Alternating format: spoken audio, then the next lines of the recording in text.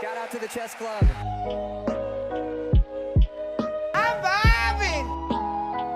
We're aiming for a controversial 7 out of 10. But something's wrong with the game.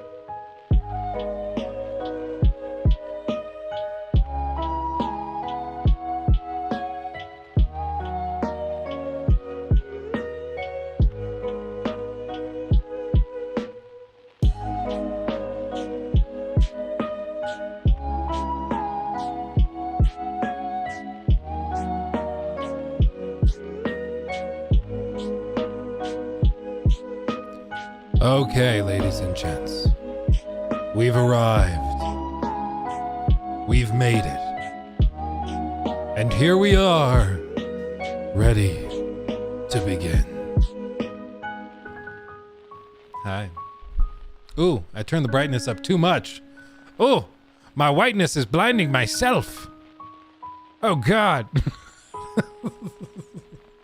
Okay, we're here, everybody. We're here. For those of you that missed the message in chat earlier, I had a plumber's appointment scheduled for like 2 p.m. It was between 2 and 4 p.m. is what it was supposed to be for this afternoon, so after the stream. But I got a call at like 9:30, and they were like, "Oh no, we're actually going to be there any minute." So yeah. So okay. Because they had some commercial job that popped up and was like a last minute thing that they had to do. Because let's be honest, the thing I'm gonna have them do is like probably a few $100s. The thing that they're getting paid by the commercial guys to do is probably like thousands and thousands. So I get it, but I was also like a little annoyed that like, okay, well, I scheduled it at that time for a reason, but okay. Okay. But anyway, here we are. We're here now. We're okay. We made it. Ooh, you've got an HVAC guy over right now getting you a new furnace, Dubtropic. That's awesome. That's awesome. Luckily, our furnace is fine. For us, it's a water hammer issue, which is when like the pipes clang together when the pressure gets high. And then also, I'm gonna have him run a gas line to the kitchen so we can have a gas stove instead of this stupid electric one that barely works. It's gonna be good. Let's see. Sup, Fractured Prawn? Good to see you, my friend. Alvin, finally caught alive. Glad you're here too, my friend.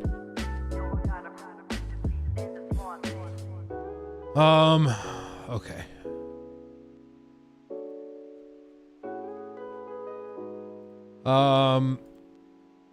Geez, best man gamer punctured lung. How did that happen? Golly, feel better, my friend. That's gotta be horrible. Jesus. Jesus. That's crazy, man. Was it at least from doing something cool? 'Cause that's wild.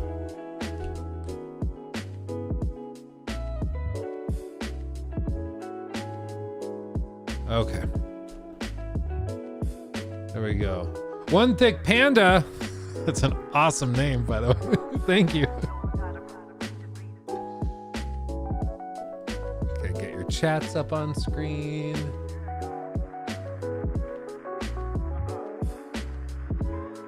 Okay.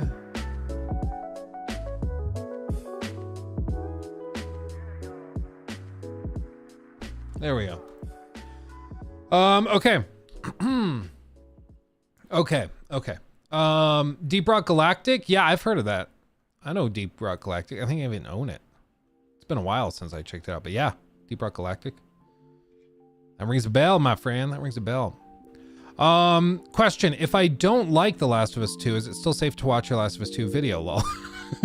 Yes, Jim. You'll be okay. You'll be okay. Actually, it's the response to it's been funny because some people are like, well, yeah, it's a nuanced game, so it's reasonable to have a nuanced opinion of the game.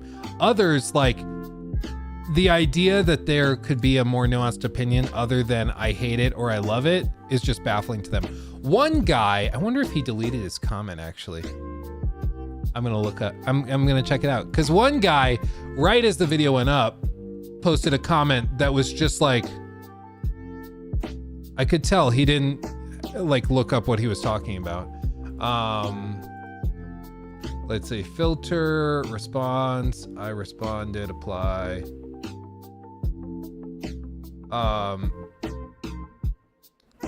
Let's see.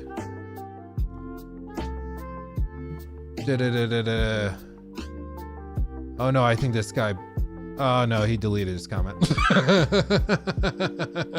I figured. Okay, well, never mind. I was gonna show you because it was kind of funny. But a lot of the time, like, people will comment something just not really thinking it through, and then they'll get like a response that's like, hey, I don't think you thought that through, and then they just like delete the comment, pretend like it didn't happen. So I don't know if they were like rage baiting to try and get a response. It's why I normally don't reply to comments, except for one we replied to.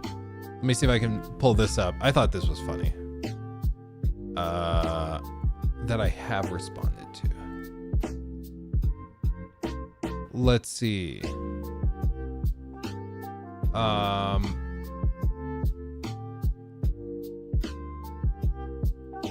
Oh yeah, it was when we were talking about the Fable thing. You remember, like, we were talking about Fable and the insanity around the dislikes, like, because people started mass downvoting the Fable trailer because they thought that the protagonist wasn't pretty enough. They thought she was too ugly, which, for one, have you ever played Fable before? They're not particularly beautiful characters. Two, it's very, very likely that it's a customizable player character, so that's stupid. And three, what does it say about you that you're gonna dislike a game and all of this stuff? Like, it's just crazy. It's just crazy. Like, it was just so cringe. But this guy was like, well, I don't know if you're just like being stupid, but the beautifulness of a woman in the trailer is important because when I'm playing a video game, I want to experience the pleasure of looking at a beautiful woman. And it was the most incel thing I've ever read. So I was just like, oh, everybody look, ding, ding, ding. We found a virgin. Everybody look. Granted, not the most mature response I've ever had, but I thought it was funny. But there's a lot of people kind of like that out there that are just like, bro, you're like wearing this flag proudly, and maybe you should calm down because it's not a great look. I'll tell you what. Not a great look. Okay. Did you hear about the Apple Watches getting pulled from shelf? Well, apparently it was like was it a regulation thing where there was like an allegation in a certain country that I don't remember the details, but yeah, I did see something about that.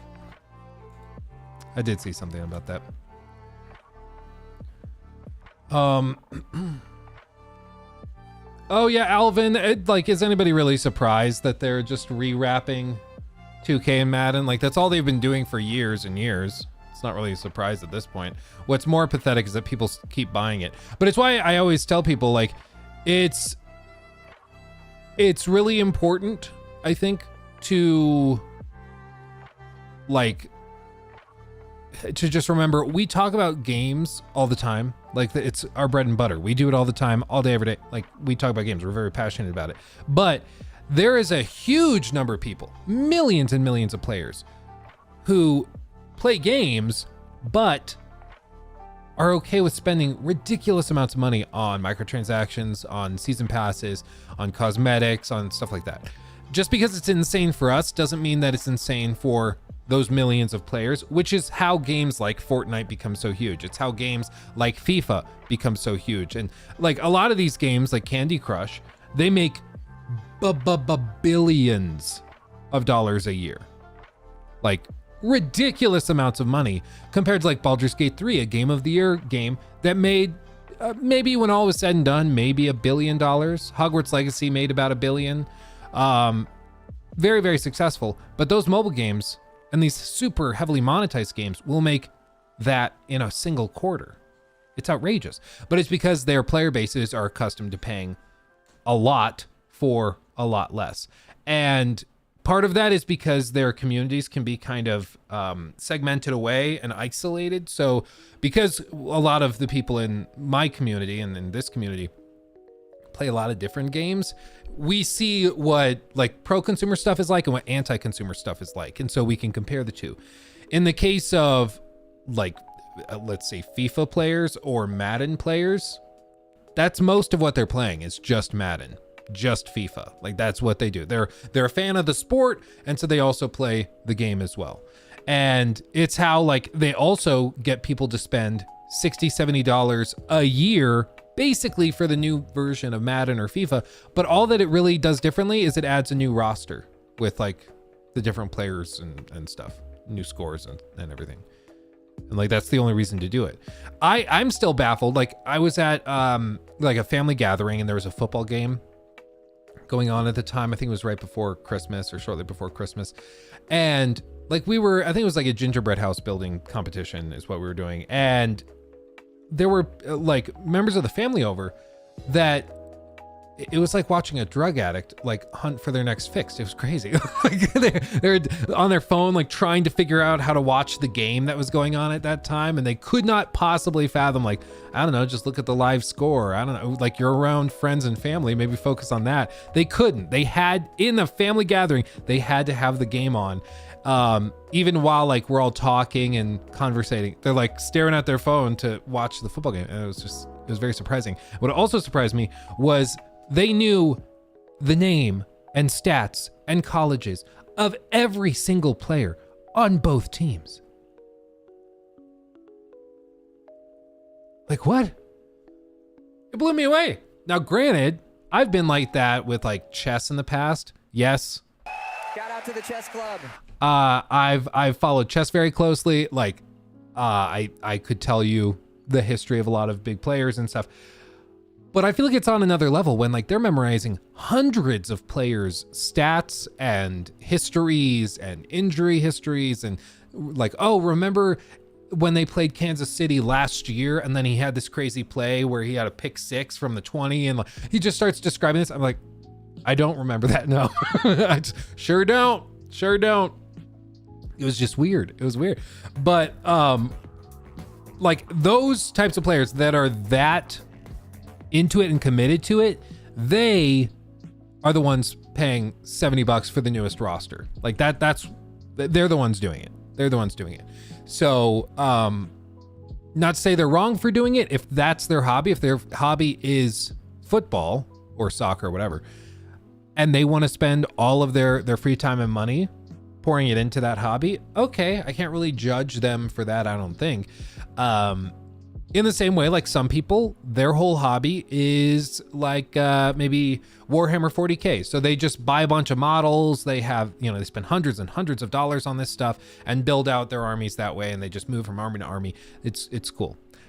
Other people, their hobby might be like D&D and they like DMing as well. So they just 3D print all the little minis and all these terrain pieces. And so their hobby is D&D, but it also becomes model building and painting and stuff. So they have a hobby, a niche, and that's where all of their hobby money and funds go into. I don't think I can necessarily judge somebody for that, because I also like if my hobby is gaming and I spend money on different types of games, I'm just a more versatile gamer, whereas they're a hyper fixated, specialized gamer, you know? Cars is a really cool hobby that I didn't like initially. Yeah, cars, other people are like sneaker heads. They'll go and like collect sneakers and stuff and try to buy and trade them. That's a big thing some people I know are into. And yeah, cars is the big one. And it's always surprised me because like I had some friends in college that were big into car customization and stuff. But like the one, and this is the most painful thing ever, okay? I had one friend I did like theater with. Let me be clear. He's a delightful person. He's just so sweet. I love him to death. Okay. Financially, total idiot. And I've told him this word for word to his face. Okay. Like I've told him this to his face. He bought like, while he's still in like community college, like working, I forget where he worked, but not making very much money at all. Like at all. Like he was not making very much money, and he decided to go and take out a loan to buy like one of those Subaru hatchback cars. I don't know what they're called, but like Subaru hatchback that often get customized to high holy hell. He bought one of those. Probably at the time, you know, auto loans were like like maybe 3 or 4%. He probably paid like 8 or 9% because his credit was so bad and his income was so bad. But he did it anyway. So his rent, I think at the time was like $600 a month, and then he said his car payment was like $890 or something, and then his insurance was like $300 or $400 a month because he had been in so many accidents and had so many speeding tickets and stuff. It's like a whole thing. So with that, he like customized the crap out of that car, like all new like bumper and he swapped out the window trim, and he swapped out the tires and the wheels, and he modified the suspension so it rode lower, and he spent so much money and time customizing this thing. And one day we had like a rehearsal, and he came in and he was late, and we're like, why, is everything okay? Because he was never late. He's like, yeah, I had to take the bus. Oh no, did your car break down or something? And he's like, no. It's like, I don't really want to talk about it. I was like, okay, you don't have to talk about it. He's like, it's just that, and then he goes on to talk about it. He's like, it's just that they repoed my car. I was like, what? What? They repossessed your car? Who? They? Who's they? Like the bank? He's like, yeah, the bank repossessed my car.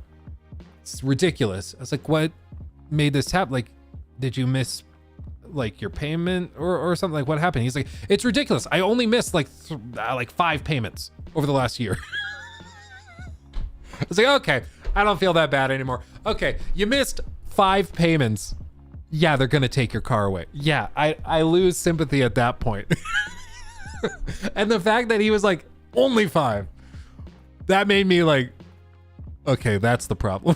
That you thought of it as only 5 payments. Like, if you can't afford the car, that happens, okay? Everybody's been in that spot. I owned a nice Honda Accord that I loved, and then we got slapped with our health insurance and everything, and it was going to cost about $1,000 a month for health insurance for me and my family. So you know what I did?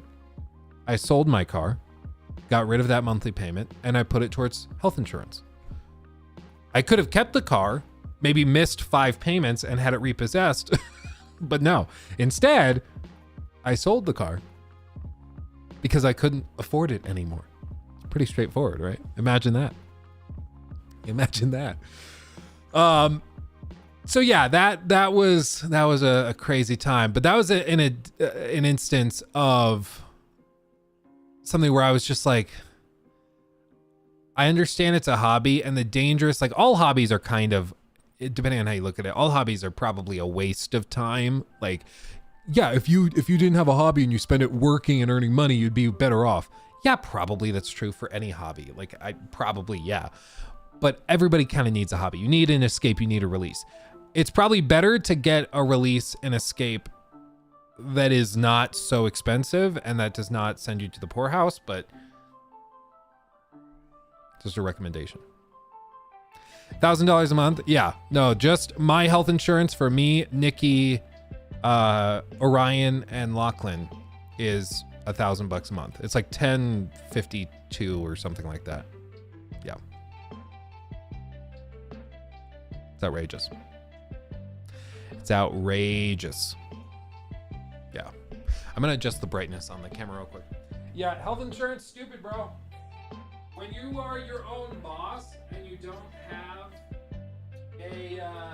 a company that's paying for like half of it or all of it, it's damn expensive.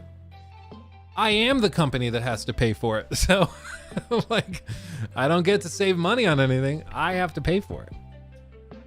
It's crazy. Oh, Leo, I used to snowboard religiously, so I had a career in the industry. Boom, tons of free product and discounts. Yeah, well, it's the same thing with like, I had some friends over recently and they came down and saw the studio and they're like, oh my God, dude, this is like this is so much money to get this studio set up. And I was like, yeah, if you're buying everything for cash. I'm in a very fortunate position where I get sent a lot of stuff for free, or as part of sponsorship deals and stuff. So like, if you're looking at my setup and you're like, wow, I would love to get that, maybe don't, because this is excessive by design. Like, the sponsors want you to look at my setup and be like, ooh, Luke has it, so I'll spend $5,000 doing the same thing. You probably don't need to do that. Okay, I'm just telling you. They throw stuff at me specifically so that I can potentially motivate people to go and buy the product. It's not to say the products are bad. The products that I have in the studio are here because I love them, but no normal person that's not getting stuff for free should do this type of thing. Ooh.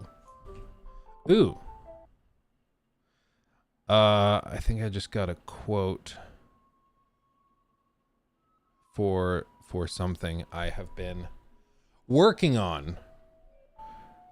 I've been waiting on this quote to come back, and I think they just sent it, which is awesome. How scary is the quote gonna be? Oh! It's a lot. Okay. Oh God. Oh man. I was expecting it to be a good amount, but like, good God Almighty. Wow. Okay. That's oof. Woof. Rango. Yeah. Red flags for Dragon's Dogma 2. Yeah. Donated $9.99 through Super Chat. Thank you. Thoughts on Blade by Arkane? Deathloop makes me skeptical, but Dishonored 2 existing gives me faith. Yeah, I guess we can talk about that. Let's see. Blade.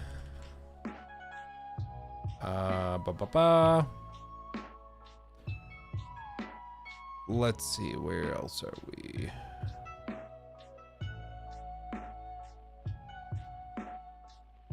Okay. I think this is... Where's the trailer? There's the trailer. Voila. So in case you missed it, this is... Let me copy and paste this over. Hold on. Paste, Arkane. I'm just pulling up all the tabs. Arkane Studios there. Okay. And Deathloop. Okay. Here we go. Okay. I have everything I need. So, new segment. Here we go.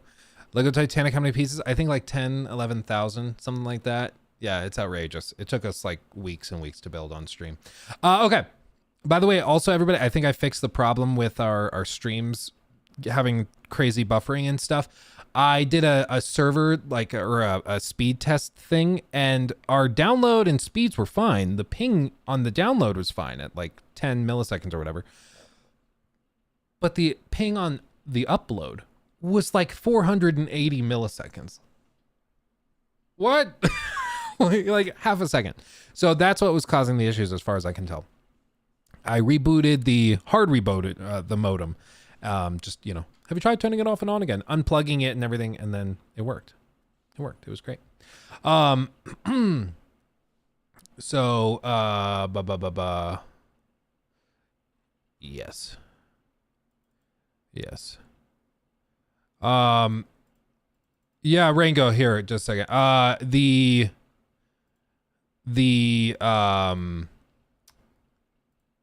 sound went off, and so I was like, oh, let me glance over, and then it was the other one that was playing off.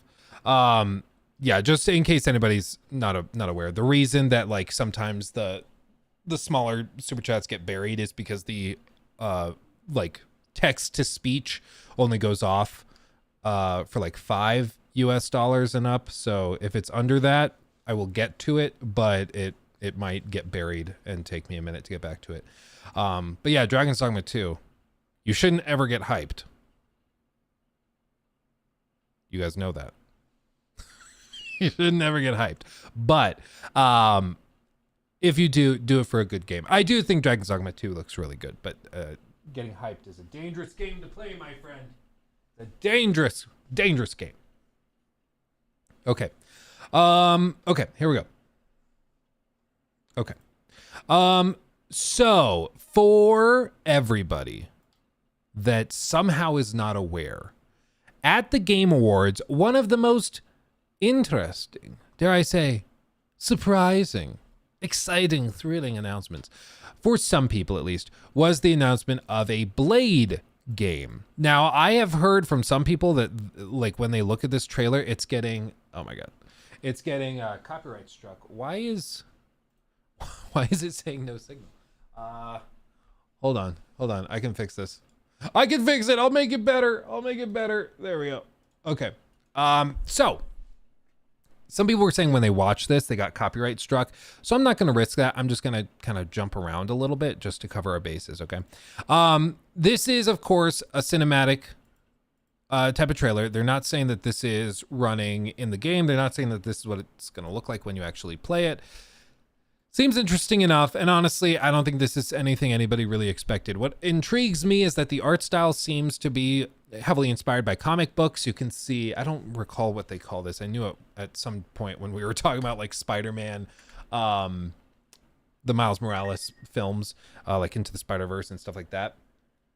And it was really interesting because they kind of mimic this comic book art style and how they used to print comic books. And it's really, really cool. It's a really cool, like printing artifact, but it actually looks really good in movement too. So it's just a cool way to kind of give homage to that old school style of rendering, which is awesome. But they play this out and then people see the fangs and are like, wait a second. And then he stands up. You see the sword, blade. Dun, dun, dun. Is it cell shaded? I don't think it's quite cell shaded. I don't know. So this is intriguing to a lot of people. Yeah, what an amazing combination with Blade and Bethesda, especially Blade and Dishonored devs. I do think Dishonored devs are probably the best ones to get tossed to this. And so it seems intriguing. Now, elephant in the room, cinematic trailers. You can't tell much of anything from it. Like you get maybe some world building elements. You get maybe some like themes and tone stuff, but you don't really get anything that useful. Let's just be perfectly clear, okay? Let's just be perfectly clear. I'll let this play out and then. Is it going to? No. Oh, okay, that was weird. It's supposed to read it off. I don't know. Brandon, thank you for the $4.99. Luke, as a self-proclaimed skeptic, when is the last time you pre-ordered a video game excluding collector's editions? I was about to say Cyberpunk, but no, the Cyberpunk was for the collector's edition.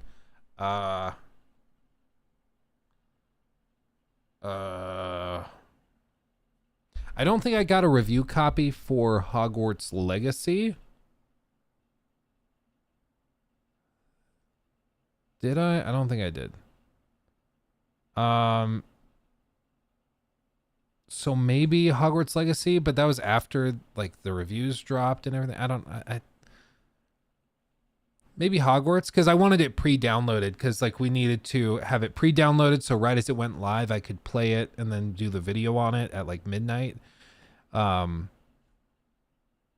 But to be fair, also for me, Baldur's Gate 3 I got a review code though, so it wasn't quite the same. And I owned Baldur's Gate while it was in early access for like years. So I guess you could say that was pre-ordering technically because the game hadn't launched yet. Oh, there it goes. Oh, wait, I see what happened. The high notes. I didn't read it. $4.99 through Super Okay. Chat. I'm Luke sorry. is a self-proclaimed skeptic. When is the last time you pre-ordered a video game, excluding G Collector editions? I'm sorry. So the other alert was for the high notes subbing with Prime on Twitch. Thank you, the high notes. That's why I didn't read the message, because there was no message. Thank you, the high notes. Brandon Reyes, that one took a second. That's why. Okay, I'm here. We figured it out. We arrived. But yeah, to be fair, for me, it's a little different because like if I pre-order a game to get early access for something I didn't get to review for various reasons, it's so I can make videos on it. And here's my kind of thought process before we get back into the Blade thing. My thought process is that if I spend the $60 or $70, whatever it is, to pre-order the game to get early access to make a video on it. And let's say they didn't send me a review code because I was very critical of the game and maybe it's not going to be that good. I feel that by me spending, say, $70 on it to make that video, to warn more people not to buy it for $70, I'm saving the community much more money than the $70 I spent. Like, I'm spending $70 on it so that you don't have to, basically. And of course we get content out of it. You know, it's good for the channel and for my particular business. But I think that that's, you know, it's always a funny thing when people are like, well, if you don't like the game, why did you pay for the early access? It's like, so I could make this video and tell you that you shouldn't spend the money on it. Like, it's like, it's really not that complicated. But yeah, some people just don't understand it, I guess. Or they think that it's a gotcha or something. I'm like, no, it just is what it is. Yeah, and if the game was purchased through the business for the purposes of revenue generation, specifically within the means of the business, then yeah, technically it's an expense for the business. Yeah.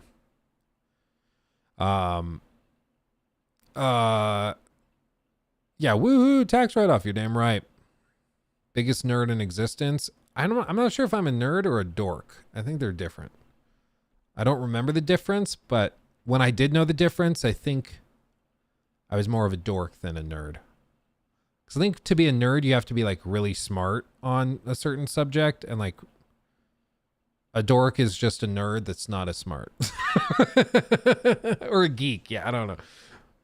I'm a nork. Yeah. I don't remember. I haven't kept up with my lingo. I'm not up to date with it. So back to Redfall. That was a Freudian slip. Back to Blade. Oh, baby. So one of the things that's important to understand about with Marvel's Blade is that this is coming from Arkane, but Arkane has two divisions. So I've already seen some people mix it up. People are like, why are you excited for Blade when it's coming from Arkane? And they just did Redfall. It is technically true that they did Redfall. However, it's a little bit more nuanced than that. What this is that you have a couple of groups. Actually, I'm going to do marker. Is this what I want? Yeah. So you have this group over here, and this is Leon. And then you have this group over here, and this is Austin. And they are all under the Arkane umbrella. Arkane. Okay?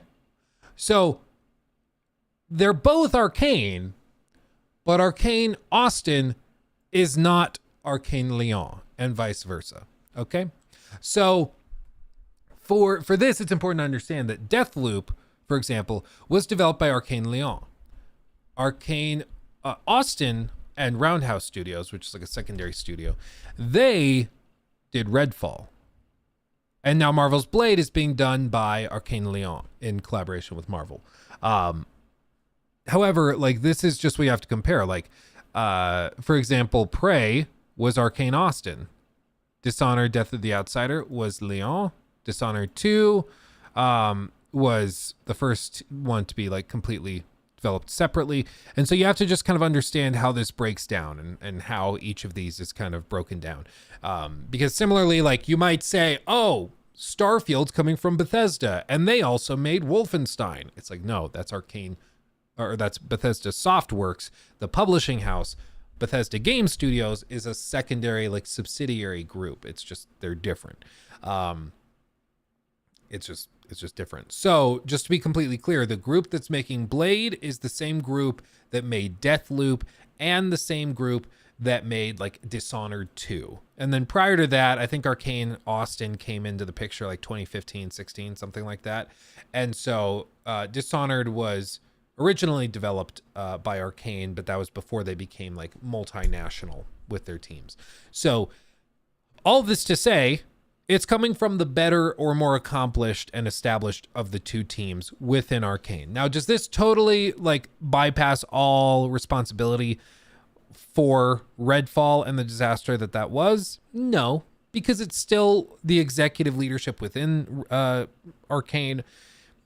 It's still like the broader game directors. The whole point of these two studios, both being Arkane, is that they should be interchangeable. You should be able to give Dishonored 3 to Arkane Studios Austin and for them to do just as good a job as Lyon, and vice versa. Like that should be the ultimate goal of having two teams within the studio. Same with like Ubisoft having so many developers around the world. Their goal is to make it so that they can have this team working on Assassin's Creed and this team working on Assassin's Creed, and they'll be a little bit different, but they'll both still be good and fulfill the vision of Assassin's Creed more broadly. So I think it's sort of a mixed bag as to whether this like frees them of concern. I do think that this is more comforting considering it's coming from Lyon compared to Austin, because the other big thing is talent drain. When you have a bad game, when you have a game that's really, really rough, that is like bashed by critics, that everybody hates on, inevitably talent leaves, and that's the death knell for a lot of companies. You can have a game that doesn't sell that well and be okay with your next game, but the thing you cannot withstand is a game that doesn't sell well and that's so bad that the developers choose to like leave and go work somewhere else. And that's something that happens all the time. Like probably the biggest example would be Blizzard, as Blizzard started to get just absolutely wrung dry by the executive leadership within Activision after they were purchased. We saw a lot of executive leadership from Blizzard, from the glory days of Blizzard when they were making really amazing games consistently. We saw those executives and those lead designers leave and go start their own companies or just retire or go to other companies that would pay them a lot and let them have creative freedom. And as a result, you saw Blizzard kind of steadily drop in respect within the industry because they just, all of the amazing talent started to leave and look for jobs elsewhere, because again, nobody wants to be on a sinking ship. Imagine if you were working at BioWare and then you're like all excited after Dragon Age Inquisition. You're like, wow, we just won Game of the Year. We're rocking it. This is a great place to work. And then you apply for a job, you get the job. And then you're like, okay, what are we working on? They're like, Mass Effect Andromeda. Oh, okay. Yeah, no, that sounds cool. I've always wanted to work on a Mass Effect game. Let's work on it. And you start working on it. And it's like, oh my God, should we be working on this? This is rough, man. This is pretty rough. And then the game comes out, total disaster. And everybody's like kind of depressed after that. And then after that, they're like, okay, what's our redemption? How are we going to win back our fans? It's a new game called Project Dylan. What's it going to be called when it releases? Anthem. Okay, sounds interesting enough. And then start working on that. And it releases and is another colossal flop.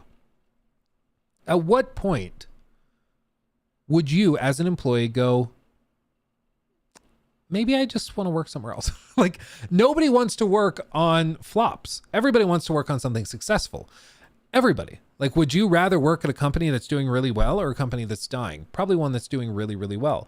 And also in the gaming industry, a lot of it, your like future career prospects are tied up in what's on your resume and how successful those games were. Like, and this is something that happens all the time when somebody like makes a statement about something going on in the industry. The people who are like former Naughty Dog developers or worked on Red Dead Redemption 2, those developers have a lot more respect given to their opinion than somebody who's like, oh yeah, I worked on Candy Crush for like 5 years. Nobody has that much respect for that. But if you have your name next to like a Game of the Year winner or contender, all of a sudden people really care. So the name of the game is kind of industry respect. And after the collapse of Redfall, apparently there were a lot of people, and this is something detailed in reports from like Jason Schreier and other people that reported on the development of the game. But apparently within Redfall and the development of it, there were a lot of people that would like go apply for a job at Arkane Austin, and then they see the project they're working on, and a lot of people were really disappointed and they had trouble attracting talent because the talent would come in and be like, we're working on like a live service game that's like a co-op shooter. What? And it's not very good. And they just were uninterested. And there's a lot of game studios within Austin, Texas. And so a lot of them would just go work at another studio that was, or another tech company, because there's a lot of tech companies in Austin. And they would just go work for that other tech company and find success that way. And they're like, yeah, I'm not going to work on this. I'm not passionate about this. I'm not happy with this. I'm going to go work for this other company that's going to pay me just as much, if not more. And I'll be a happy camper. Why not? Why not?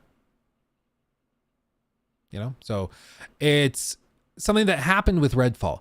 I don't think that happened with Arkane Lyon, because just because like Redfall and Arkane Austin were having troubles does not mean that people in Lyon, France were leaving and bailing. It just, I don't foresee that being a thing that happened. And plus, like, Lyon seems beautiful. Seems like a gorgeous place to be. Like, who wouldn't want to live there and work there? So I think it's fair to say that there probably has not been the same talent drain. The people working on Blade have probably been working on it since they finished up Deathloop. And for me personally, I thought Deathloop was fine. I thought it was like an 8 out of 10. I just thought that the people that said it was a 10 out of 10 were out of their goddamn minds. I mean, it was outrageous to say that game was like a masterpiece. It had tons of issues. And most gamers seem to have taken the same stance where they were like, it's good, but it's not a masterpiece. Like, people were saying that this is the greatest that Arkane Studios has ever been. And it was like, I just don't see it. Personally, I really don't see it. And I'm in the same boat. I just don't see it. I do not see it. I look for it and I do not see it.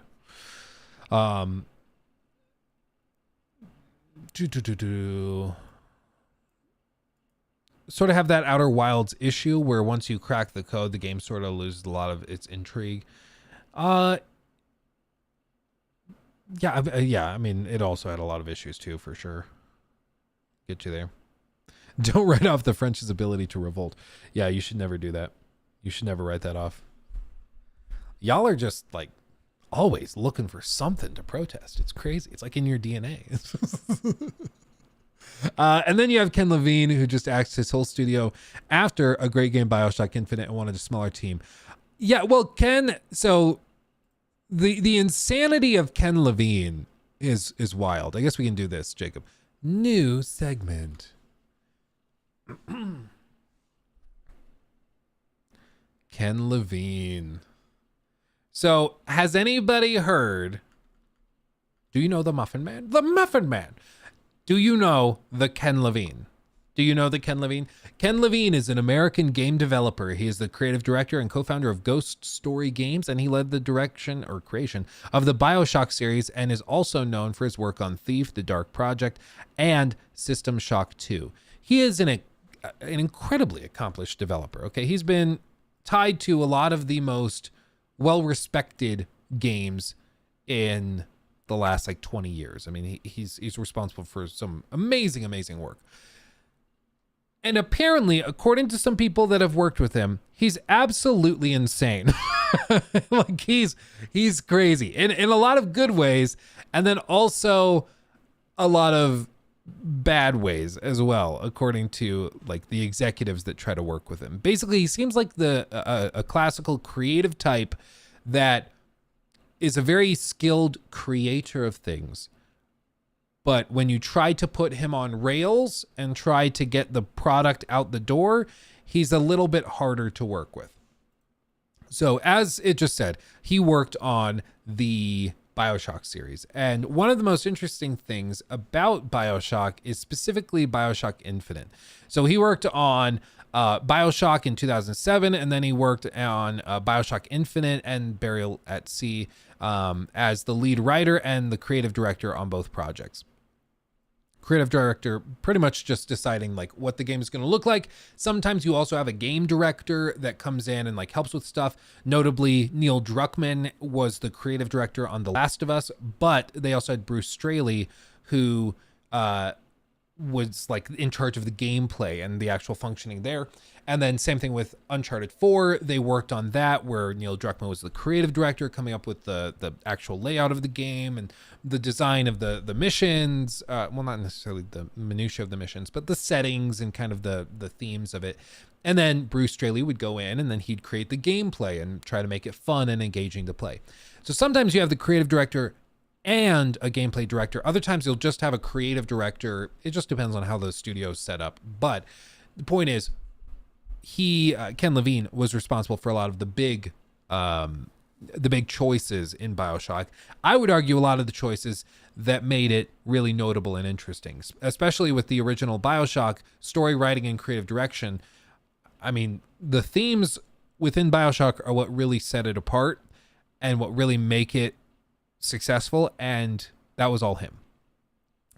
So he does deserve a lot of credit for that. However, there is a really interesting story with the development of BioShock Infinite, specifically that it was kind of a nightmare for everybody working on it. And most of it came back to Ken Levine. And a lot of it just has to do with being a perfectionist, trying to hone in on exactly what they were trying to do. And then he would change his mind, and it was just kind of a disaster. And one of the best ways to see this is with a video from Crowby Cat or Crowby Cat. I don't know how they want it to be pronounced, but specifically with this BioShock Infinite, the BioShock Infinite we never got. And this is just a short 7-minute video that goes through the original pitch basically of BioShock Infinite and then shows how it ended up.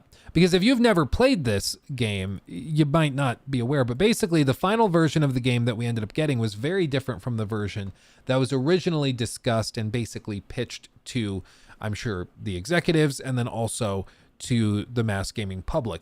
It ended up being for the better because BioShock Infinite was, in my opinion, probably the best game of 2013. It was amazing. It was fantastic. However, this is bad because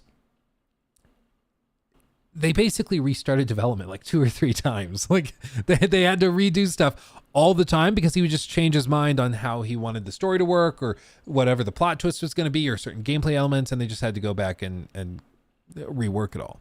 1990s as a sort of a floating World's Fair, something they could float from one corner of the earth to the other and demonstrate to the rest of the world the success of the American experiment. 7 years ago. Keep looking, Lincoln.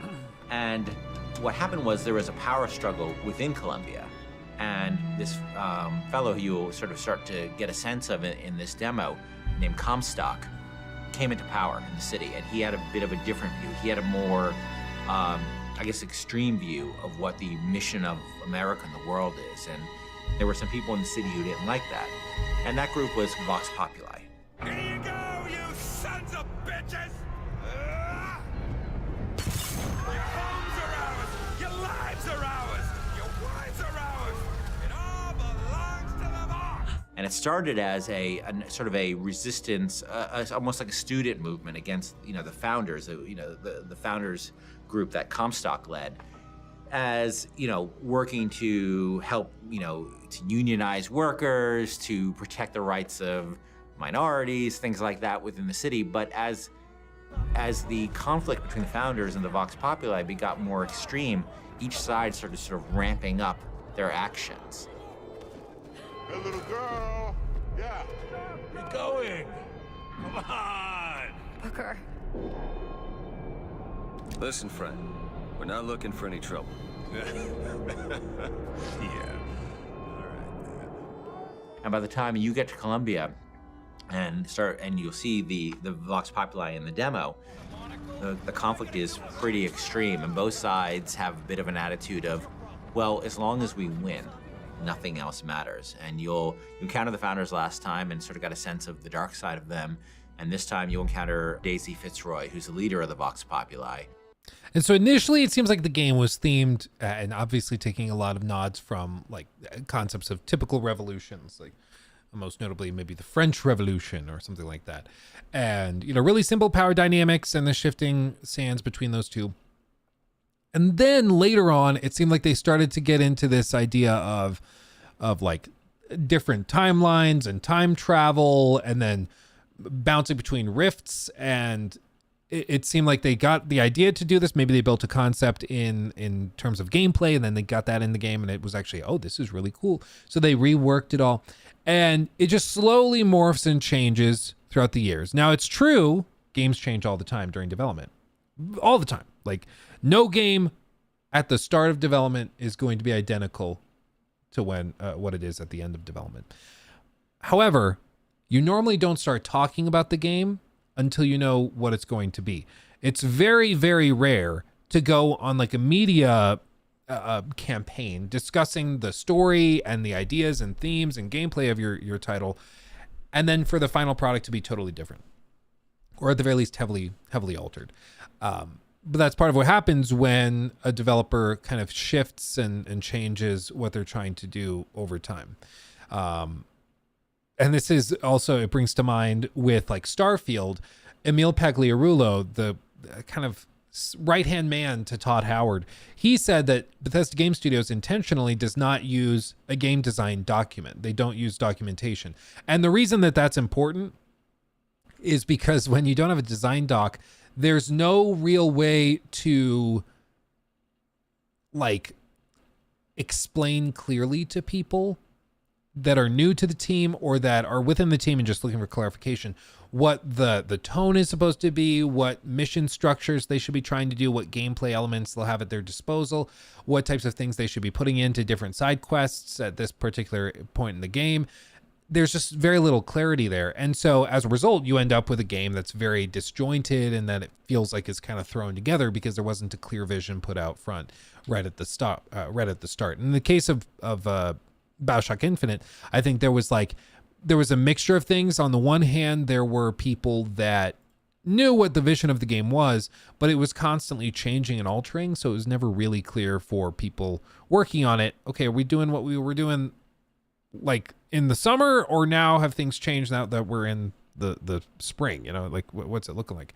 I will say though, if you look back at these trailers, this trailer's from March 18th of 2013. Just look at this trailer for Bioshock Infinite.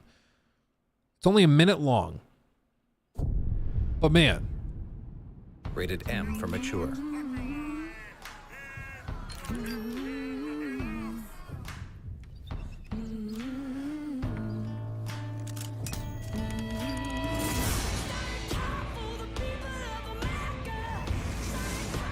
And copyright strike.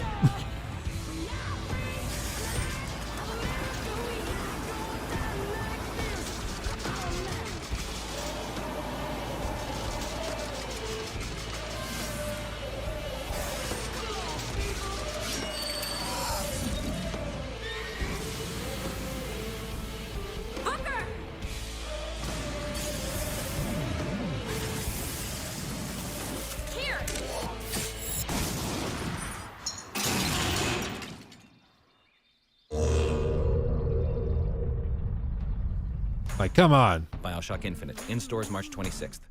I would be excited for that game if that trailer dropped today. I mean, I'd be thrilled. I think that's a great trailer. It seems like so many trailers now are just so like soulless. There's just not much there. But there's a lot of trailers like that that are just awesome. This original trailer from this was uploaded August 13th of 2010. So 3 years before Irrational Games.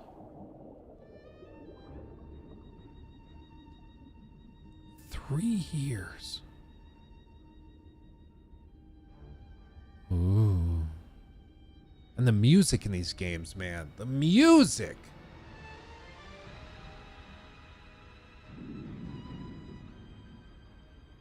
Oh.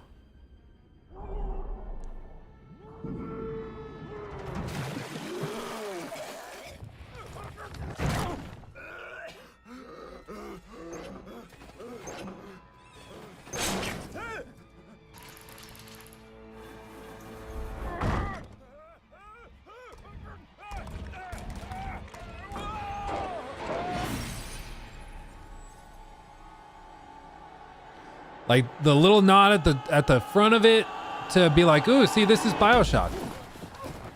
And then they transition to this and you're like, what the hell?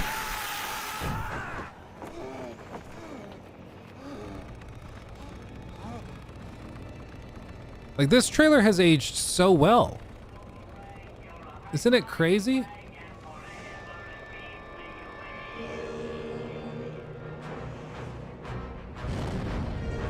Granted, this is a cinematic trailer, but still.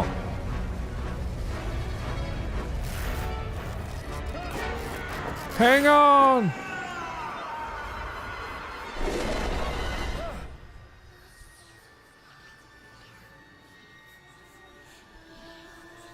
So she can use the Force.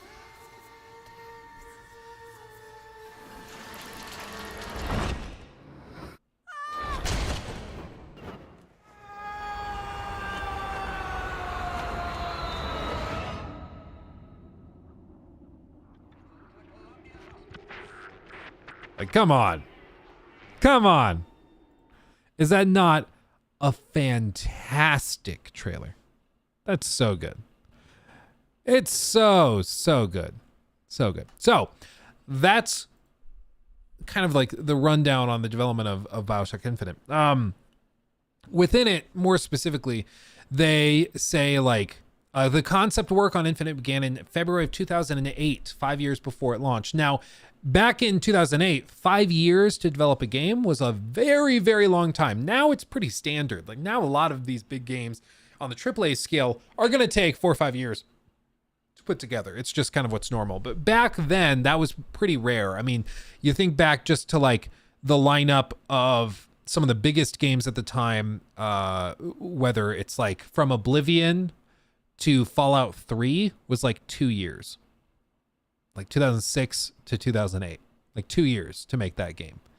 Only 2 years. Isn't that crazy? And then from like Fallout 3 to Skyrim, 3 years. And then it starts getting longer and longer the closer to the modern day we get. But still, it's crazy. 2K granted Irrational, 2K granted Irrational a great degree of creative and financial freedom to develop the next game because they had just made 2 bangers in a row. So they're like, yeah, blank check, here you go. Irrational considered several settings for the game, including reusing Rapture or setting the story in the Renaissance period before deciding on the floating city of Columbia. Can you imagine a Renaissance period for Bioshock? Like, what would that look like? I guess maybe you'd be working with like, they could do something where you're working with Leonardo da Vinci and he creates all these gadgets for you, you know, go full on Assassin's Creed with it, but that could be cool. Anyway, while the setting of a floating city would remain consistent, the time period, characters, and the story itself remained undefined as the team churned through different ideas. Designers and artists would sometimes spend months developing ideas that would be scuttled within minutes after priorities shifted or Levine changed his mind. Levine's creative process was described as brilliant, but time-consuming, as he focused on very small details. One department within Irrational ran dress rehearsals for any meetings with Levine. At the same time as the story mode was undergoing constant revisions, a set of multiplayer modes was also being designed. The first mode, Border Control, was a tower defense game intended to be set within the game's world. The other multiplayer offering, codenamed Spec Ops, would have been a cooperative mode with up to 4 players. Matches would take place on maps that would evolve after release, using environmental storytelling to depict Columbia's evolving civil war.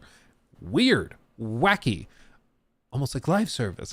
It's crazy. Irrational began hiring and expanding its team. One notable missing person from the original Bioshock team was John Che, who had worked with Levine since their days at Looking Glass Studios in the 1990s and who headed the Australian branch of Irrational. The 2 developers' differing aptitudes meant that the 2 teams had what Che called a synergy, with Che's team emphasizing technical ability while Levine's team was more creative-minded. Dissatisfied with the questions of what Irrational's next project would be, and dissatisfied with the dynamics of a large company, Che left 2K in 2009. Che's departure meant that Levine had to shoulder more production-focused work in opposition to his creative focus, and the staff buildup in Levine's estimation shattered the company culture in the process. Quote, managing 30 or 40 people where you know everybody's name is a very different process than managing 150 people. You walk by people in the studio and you don't know who they are. Which makes sense. And this is something we've seen with a lot of these companies, that once they go from like a small team to a very big team, or a small company to a very big company, they sort of check out and they're like, this is just not for me. And we've even seen this type of attrition within really big companies relatively recently. We saw it with like, for example, ZeniMax, after they were bought by Xbox. You had a lot of people who, granted, probably got pretty good bonuses when Xbox bought them. I'm just saying, it makes sense that people high up within studio leadership at some of the most successful studios within ZeniMax all of a sudden are like, yeah, I think I'm going to retire.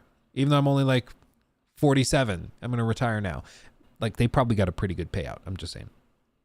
But that being said, a lot of it, and they've spoken about this, is like, it's very different going from a company that's relatively small that has 100 employees or 200 employees to then go and be owned by Microsoft, and you have to do conference calls with Microsoft executives on the regular, and you have to follow all of their policies and use their tech. And maybe your team used Google Docs because it was just really easy and native to your whole process because everybody used Google Docs natively. And then all of a sudden you get bought by Xbox and everybody has to switch over to Microsoft Word and like little bitty things like that. Oh, we use Discord to talk as a team. Too bad you're using Teams now. Like, everything just shifts because of a small, like seemingly small stuff starts to compound, where all of a sudden you were used to doing things all these different ways and they have to be done totally differently because there's a new boss in town.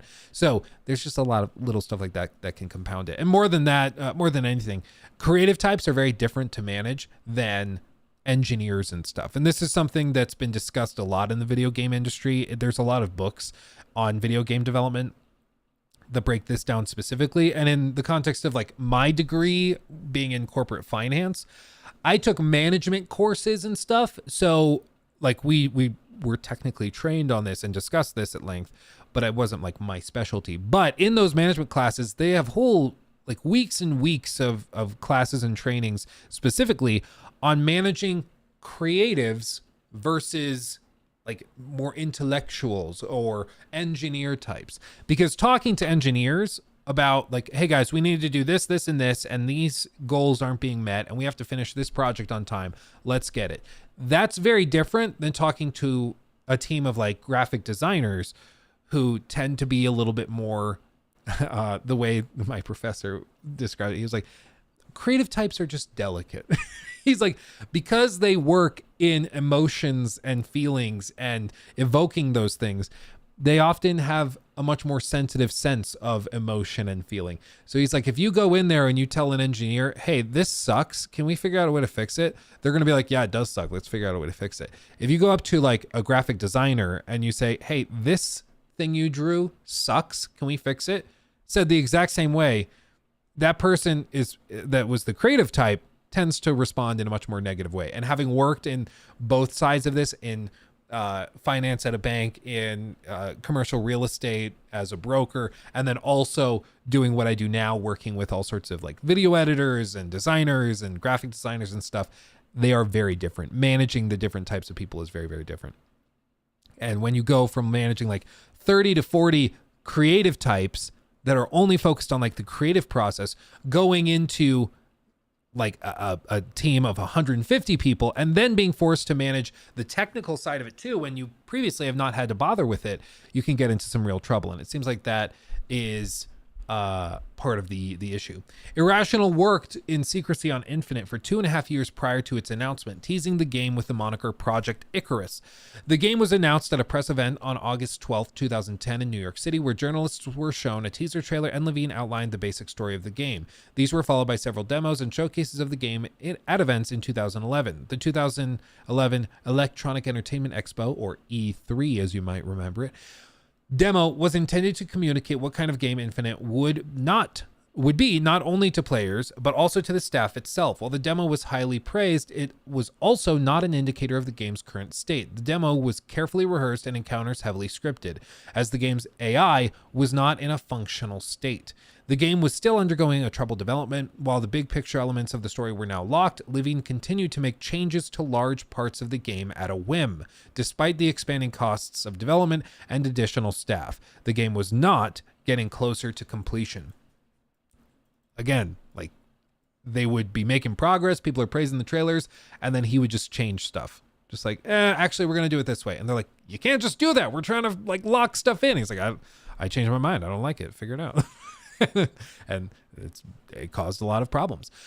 Within Irrational, there was a concern that the game would never be finished. The game's ship date repeatedly slipped and staff left the company. Jordan Thomas, a former Bioshock level designer who had been creative director for Bioshock 2, was hired in January 2012 to get the project back on track. Levine and Thomas created a roadmap for the game, deciding on cuts to reduce the scope of remaining work. This included the entirety of the multiplayer feature, with the staff relocated to the single player portion of the game.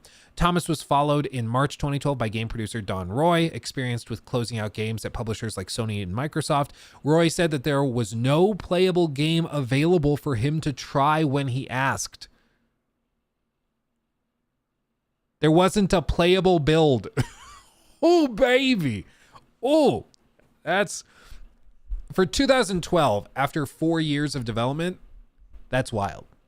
That's wild. Not even like a playable internal version of the game. We're not talking about like a demo ready for release publicly. We're talking about an internal playable version for testing and stuff. There wasn't anything like that for him to do. That's crazy. Roy created a new workflow to bring order to Infinite's disorganized and inefficient project management. Irrational hired Rod Ferguson as vice president of development in August of 2012. Ferguson has had a reputation of someone who made tough decisions to ship difficult games and reined in Levine's worst tendencies. Irrational staff recalled Levine worked best when under constraints, and that without Ferguson, the game might not have shipped. Thomas left Irrational in November with the game on track to release. He just comes in, fixes it up, and then heads out. But this is, a lot of creative types are kind of like this, and this is one of my frustrations with like Kojima, is I feel like Kojima as a writer needs somebody to rein him in, because I feel like the 30-minute cutscenes rambling, describing basically nothing, actively harm the game in the public eye. And I think if he were able to write wacky stories, it could still be great, but I think it would be more focused and more people would connect with it. I felt like for Death Stranding, it was just like there was so much bloat, specifically narratively, that it just was a total waste of time often. So yeah, I think a lot of these creative types need somebody to rein them in. Otherwise they just go crazy and just add things and change their minds. And it's just very different to actually get a project out the door. To finish the game, Irrational entered a period of sustained crunch. One staffer estimated he spent most of the final year of development putting in 12-hour work days for a year. Content such as vigors, tear mechanics, weapons, locations, characters, and other enemies were cut from the game. Enough material for 5 or 6 whole games, according to one developer. After the game was released to manufacturing, more than a dozen staff voluntarily left Irrational, with the number accelerating as the game's post-launch content began development. Voluntarily, just being like, I'm out, I'm good, this sucked, and moving on. Like, that's crazy. Let's see. The game ultimately took 5 years to make and involved a team of around 200 from Irrational, in addition to support from outside studios. Infinite would be the last game Irrational would make in the series, as much of Irrational's staff was fired in 2014 and the studio was rebranded as Ghost Story Games. The intellectual property would remain within 2K. And this is one thing that I think a lot of people maybe like might struggle with, is that just because a game is like really popular does not necessarily mean that it was worth it for the company that made it. In its first week of release, Bioshock Infinite was the best-selling game on Steam's digital top 10 PC charts. In the US, Bioshock Infinite was the top-selling console game for March of 2013, with more than 878,000 units sold. And these figures do not include digital sales, such as through Steam. Take-Two reported that the game had shipped 3.7 million copies to retail by their May 2013 financial report and surpassed 4 million in late July. According to Take-Two Interactive, the game has sold more than 6 million as of May 2014 and 11 million a year later. That'll do. During the first week of sales in the UK, Bioshock Infinite debuted as the #1 selling PC game, blah, blah, blah. They go through the charts. As of April 2nd, 2013, it is currently the second biggest launch of 2013 after Tomb Raider in the UK. Blah, blah, blah. They break it all down. Now, obviously, you know, there's a ton of amazing reception. It made got tons of awards. It was nominated for tons of stuff, and I think it was totally fair because it really was a fantastic game. However, as you can see, this was a massive undertaking. That was a huge headache for Take-Two, and they probably were not that confident, especially with dev times increasing. They were not that confident that Ken Levine would be able to make just another BioShock and just get it out the door efficiently. Like they were like, you make great games, but it takes you twice as long as your contemporaries, and the projects restart all the time.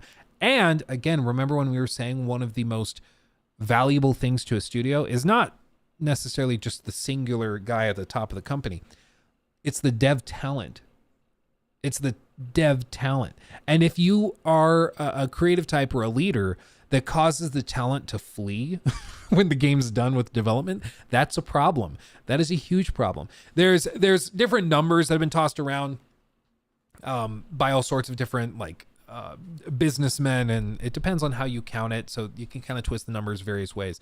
But one of the common things that's said in business is that it is far more expensive to hire a new employee than to retain a previously employed employee.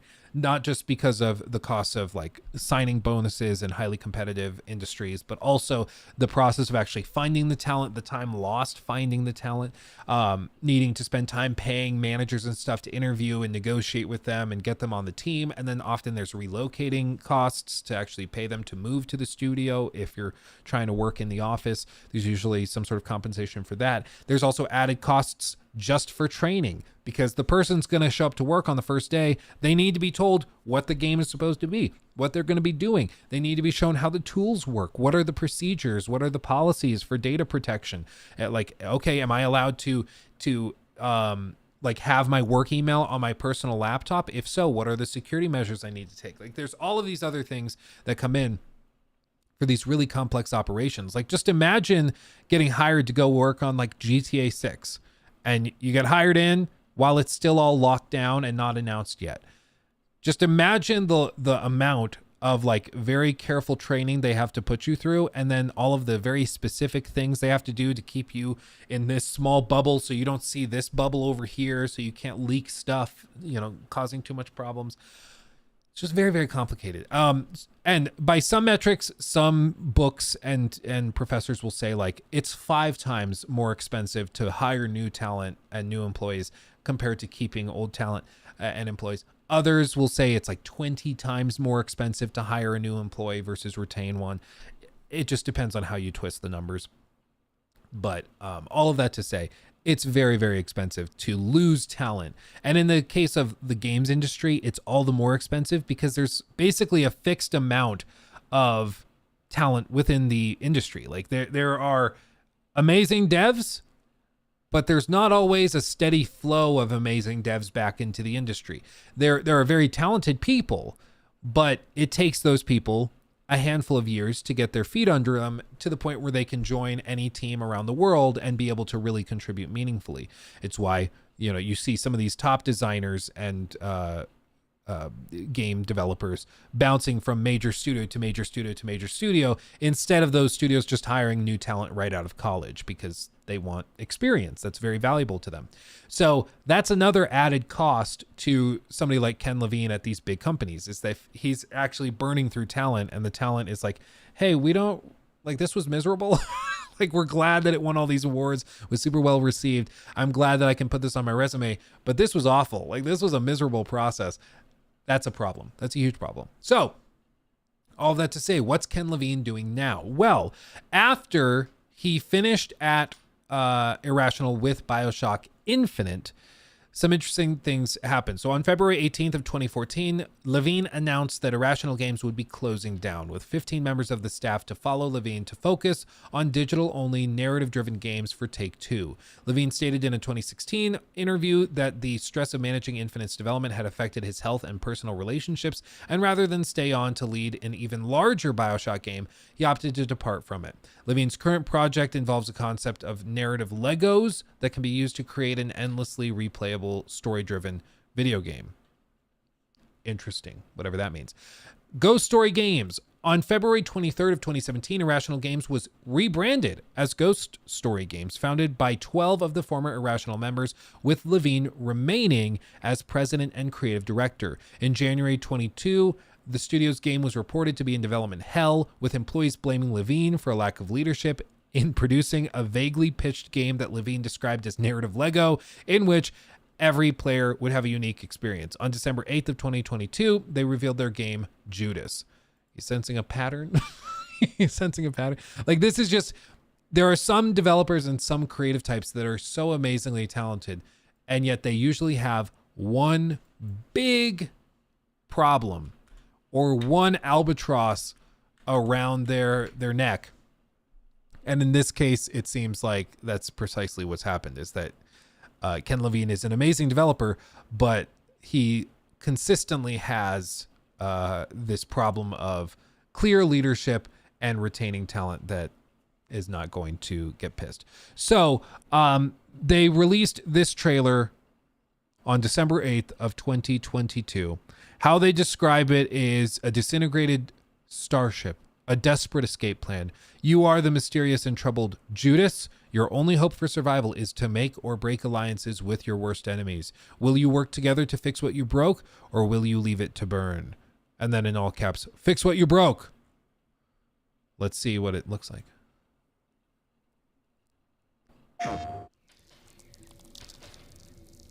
Ghost Story. The ship is dying. And my only way out of here is with one of them.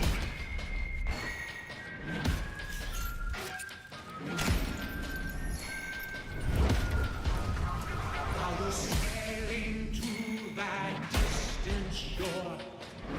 Leave her, Johnny, leave her. As the Mayflower gets to the ocean floor, and it's time for us to leave her, Johnny, leave her. Oh, leave her, Johnny, leave her. Oh, the Mayflower's dying.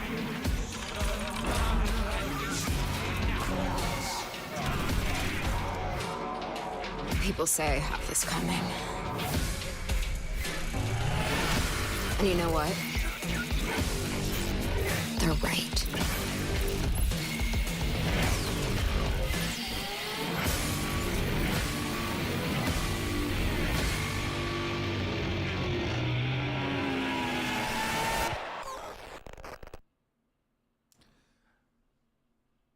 Now I ask you, pray tell, what the hell is that about? I have no idea. I have no clue what that means. So, my impression, especially with him having described it previously as like narrative Lego, the only thing, so Lego, you have a bunch of pieces and you can arrange them however you want to make different things. So I would assume he means that there's a bunch of different like stories or characters and plot elements within Judas that can then be pieced together to try and solve like the mystery or in this case, fix what you broke. So it seems like maybe something happens at the start of the game that causes like this starship to collapse or implode, causing everybody to die. And then the game is you trying to figure out a way to kind of piece this story together in a way that undoes what you broke and undoes the issue. Interesting concept. To me, it just sounds kind of like Deathloop. If you recall how that game worked, where things like you have this time loop mechanic and the goal basically is to solve the time loop mechanic and break free of it. And so when you start the game, you have no idea really what you're doing. But by the end of the game, you have a very specific order. You have to go through all of the events of the day in order to kind of construct the story in the proper way to break free. Interesting concept. I don't know how this will play out in comparison. I will say artistically, it seems interesting enough. I like the kind of art style. I like the setup of it all. they seem to have actual like in-game models shown instead of purely cinematic stuff. I do think that this bit at the very front is cinematic. This doesn't appear to be necessarily running in real time, but maybe it is. I'm not sure. This stuff definitely is running within the game engine. But you can see, I mean, this is straight out of Rapture. It looks very, very Bioshock-esque. And then they show other elements like the hand abilities right here. Again, extremely inspired by Bioshock. And it might just be that this was their attempt to kind of create a new IP with the foundations laid out in Bioshock. But I mean, you can tell it looks very, very similar in a lot of ways to Bioshock. Not that that's a bad thing, but it's just very similar. However, it's unfortunate that it appears that Judas is falling victim to the same difficulties as previous games. It's unfortunate.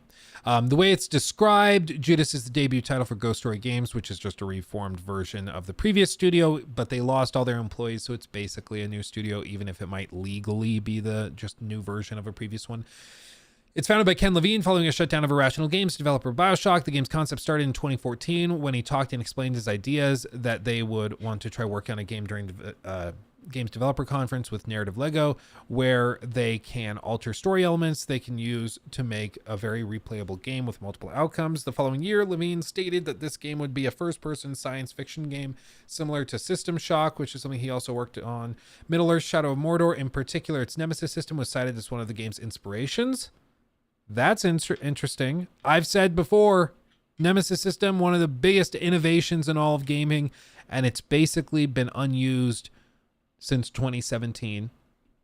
So we're going to get the Wonder Woman game that's going to use it. So that could be really cool. The other interesting thing is that Ghost Story Games is underneath, where's type subsidiary, Irrational Games. So it's underneath Take-Two Interactive. And the group, let's see, I don't think they'll have licensing abilities. So basically the problem is that, where is it? The problem is that for, what was it? Monolith Games? Monolith Studio? Maybe? Is this right? Is this the right one? Yeah. So Monolith, these guys underneath Warner Brothers, they had the Nemesis system trademarked and like copyrighted. I forget exactly what they did, but basically they legally protected it so that you couldn't use it. But they've described for their Wonder Woman game that they're going to be using the Nemesis system within it, which I don't know what that looks like, but apparently they will be. So we'll see a new version of that. However, this means that as a result, they can't just use the Nemesis system or a version of it in Judas, but seeing that it's an inspiration for it, it's interesting because maybe they're talking about dynamically generated NPCs and stories or something. I don't know. It could be interesting. But whenever you hear something described as in development hell, that's rough. And specifically, the group that reported that was Bloomberg. Jason Schreier specifically, and he has a very, very good track record for this stuff. A very, very good track record with reporting this stuff. So to hear him say it was supposed to be out in 2017,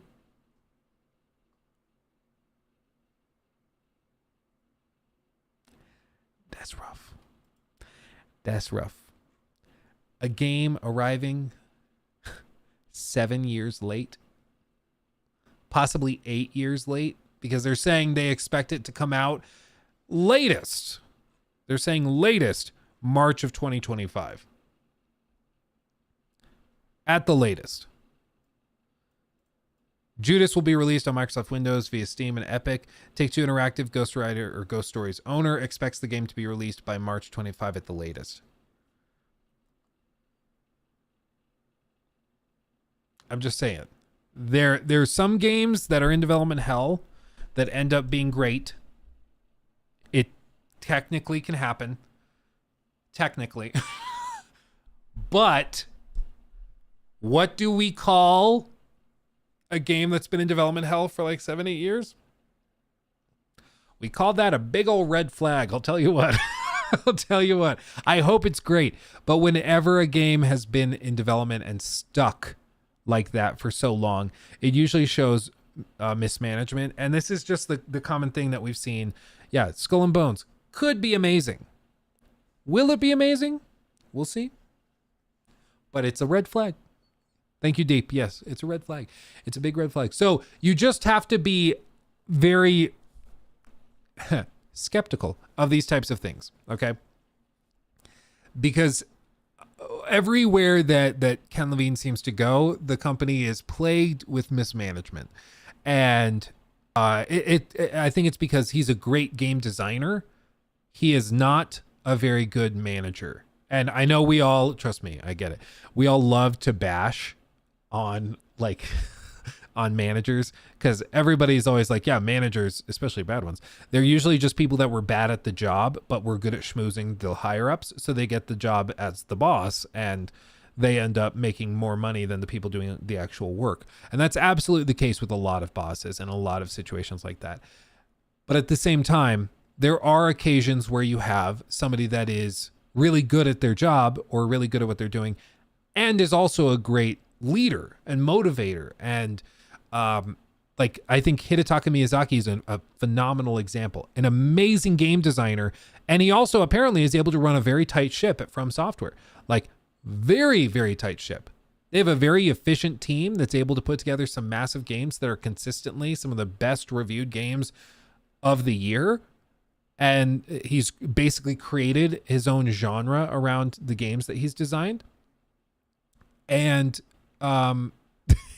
he's able to do this consistently for years and years and years and years and years.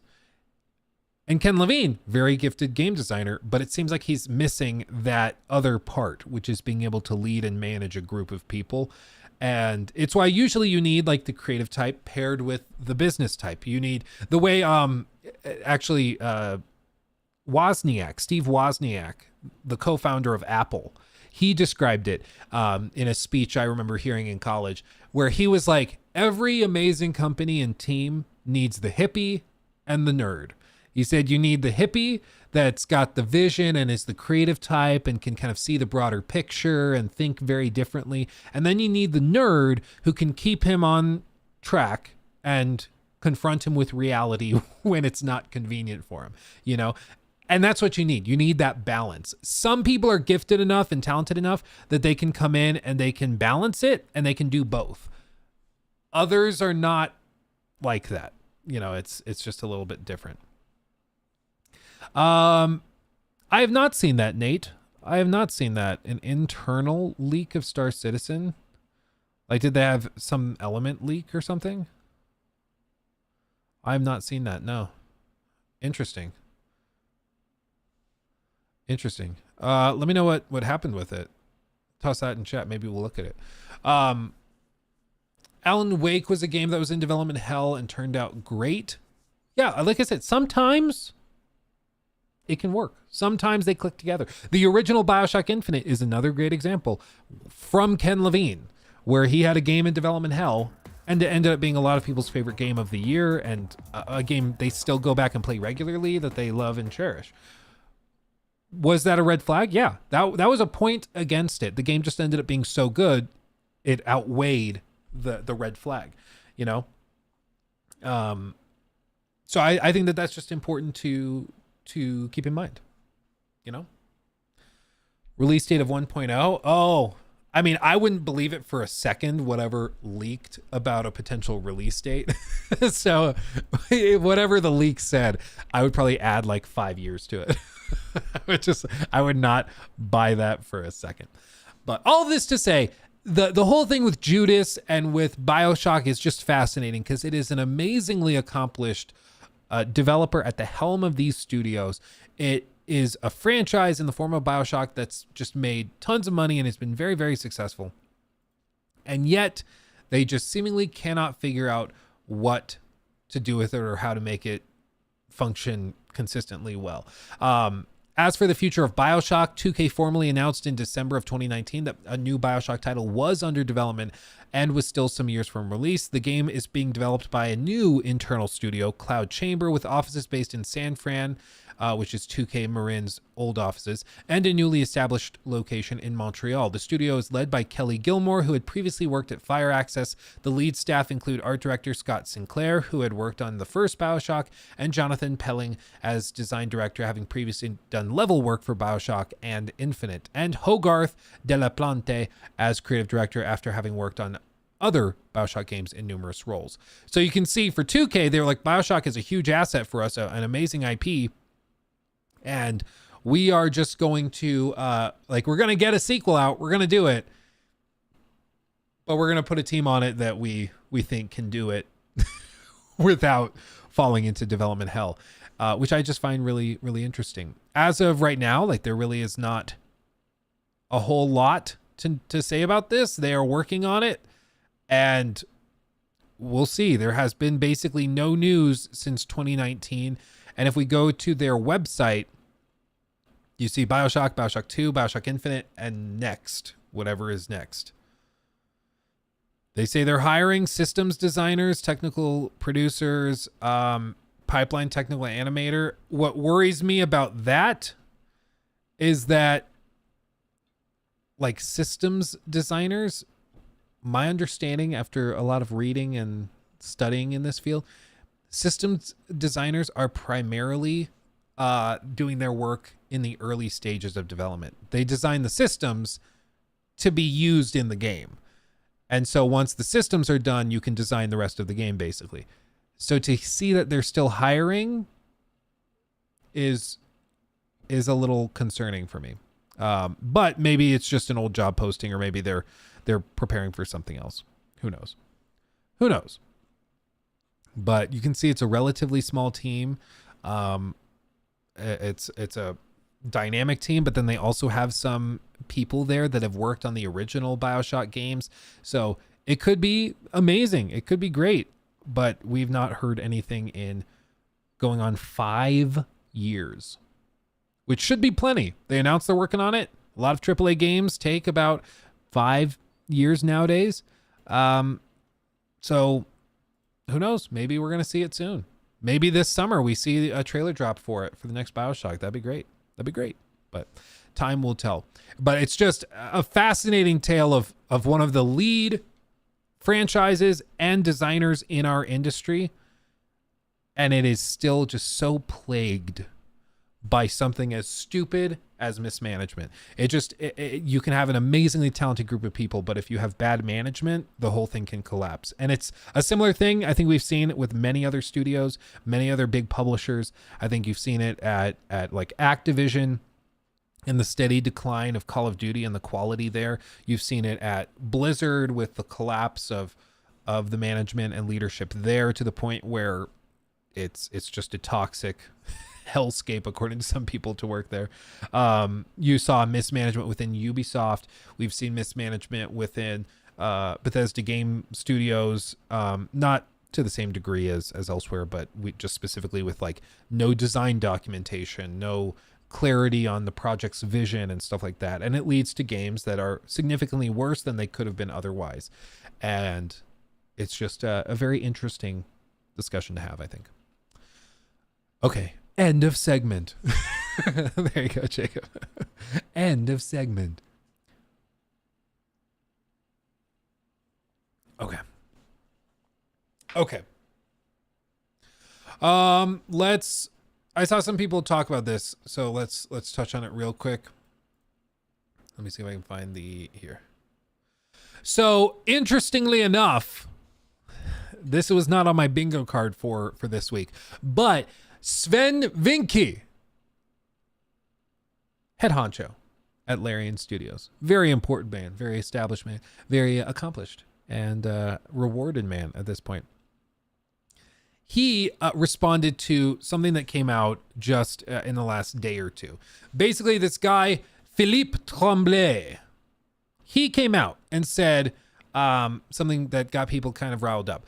This guy, his job at Ubisoft is that he's the director of subscriptions and he discussed the launch of the Ubisoft Plus Premium and Ubisoft Plus Classics subscriptions and what needs to happen before subscription services can become a more significant slice of video game business. What he said specifically was that gamers need to get quote unquote comfortable not owning games for subscriptions to take off. And the exact quote on this was, I don't have a crystal ball, but when you look at the different subscription services that are out there, we've had a rapid expansion over the last couple of years, but it's still a relatively small compared to other models. We're seeing expansion on consoles as the likes of PlayStation, Xbox bring new people in. On PC, from a Ubisoft standpoint, it's already been great, but we are looking to reach out more on PC, so we see an opportunity there. One of the things we saw is that gamers are used to, a little bit like DVD, having and owning games.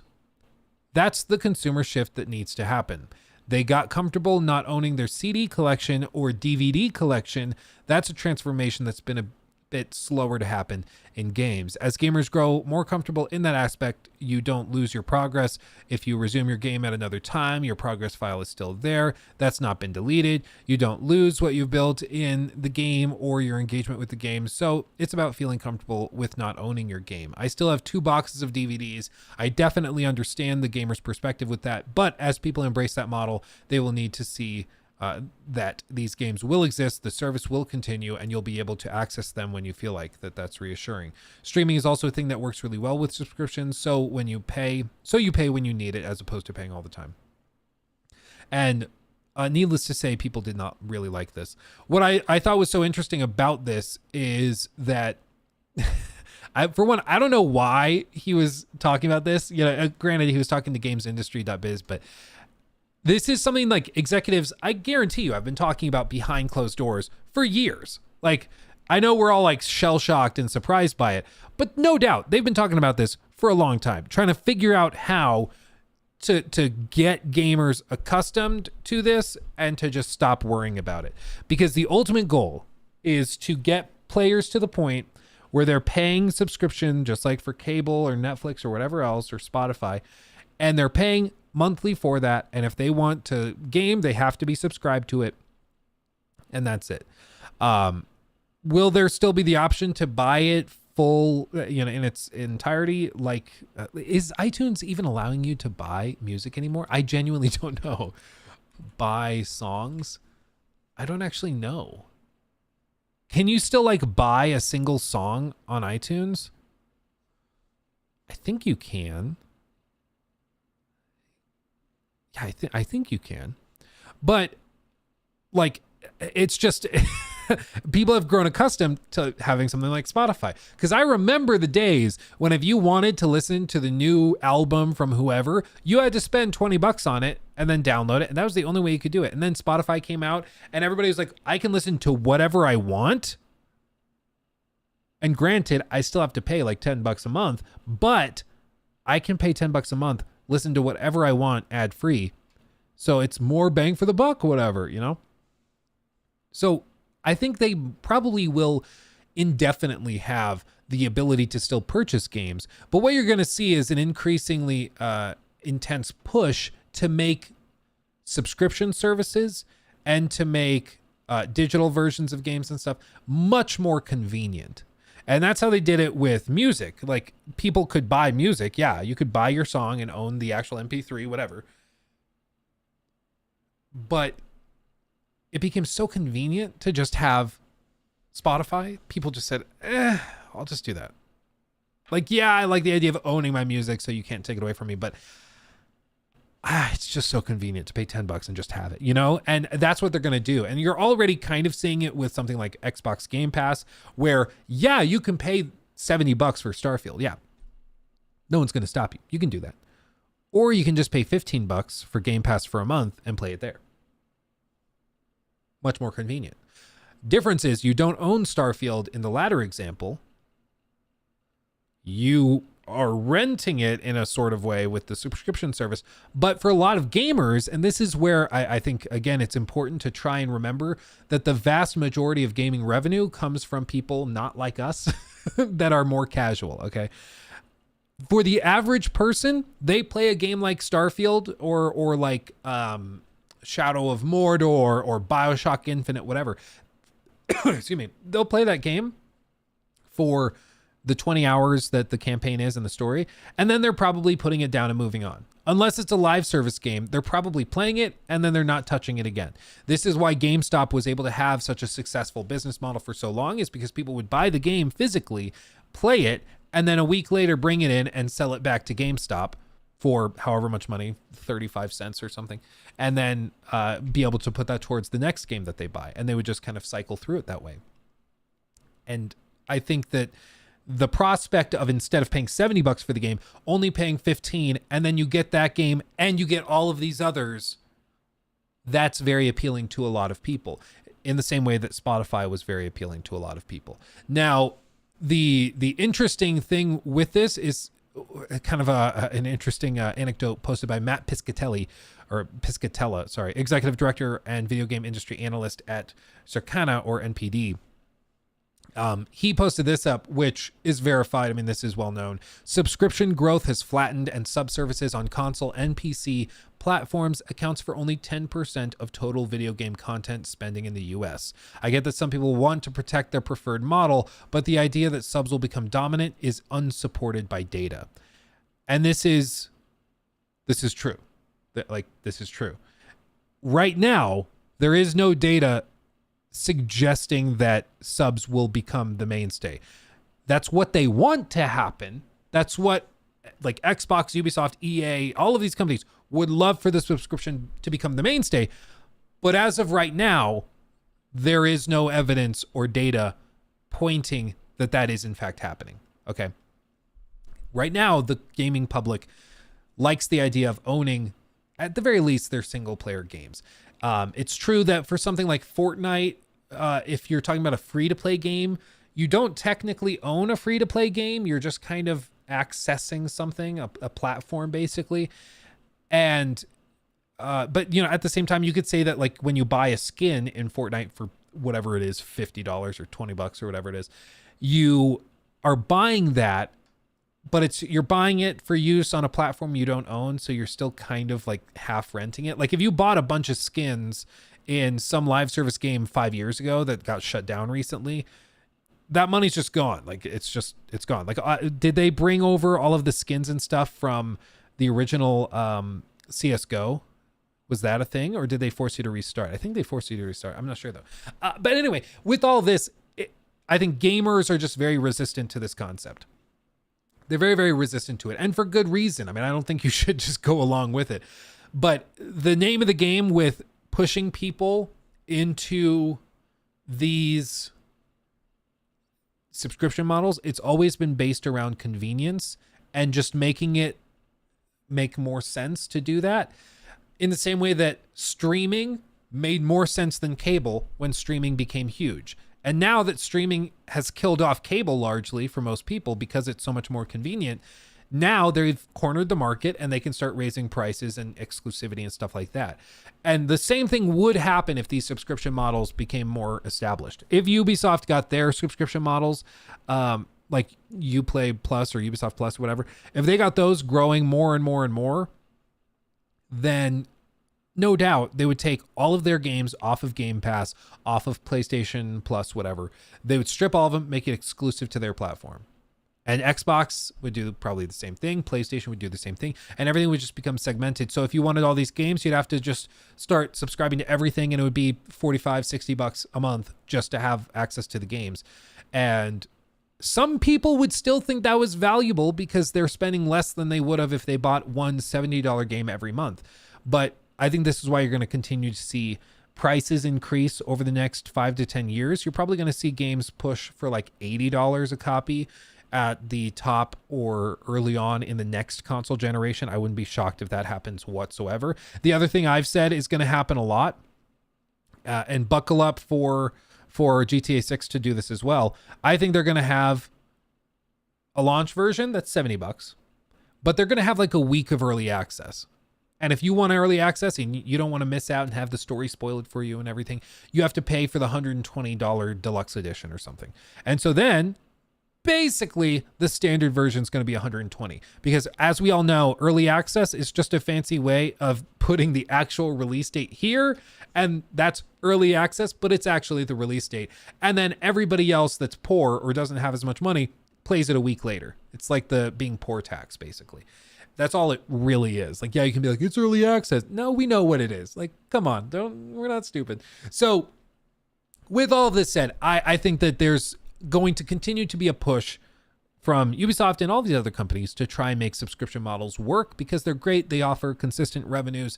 They protect the IP more consistently. And they get players to engage with titles they wouldn't have otherwise engaged with. There's a lot of reasons that investors, for example, love subscription models. It's why Microsoft is headed towards a $3 trillion market cap, because they're based almost entirely around subscription model type services. So it makes sense why they're pushing for it. However, that doesn't mean that the consumers are going to go along with it. Doesn't mean that customers are going to put up with it or gamers are going to. It's just not going to work. And what PlayStation has found is that a lot of gamers are okay with paying $70 twice a year for big games that are awesome. They're okay with paying that. They just are. They're accustomed to it. Maybe one day they'll become accustomed to not doing that. But I think as long as there's one holdout that has some of the biggest games of the year that is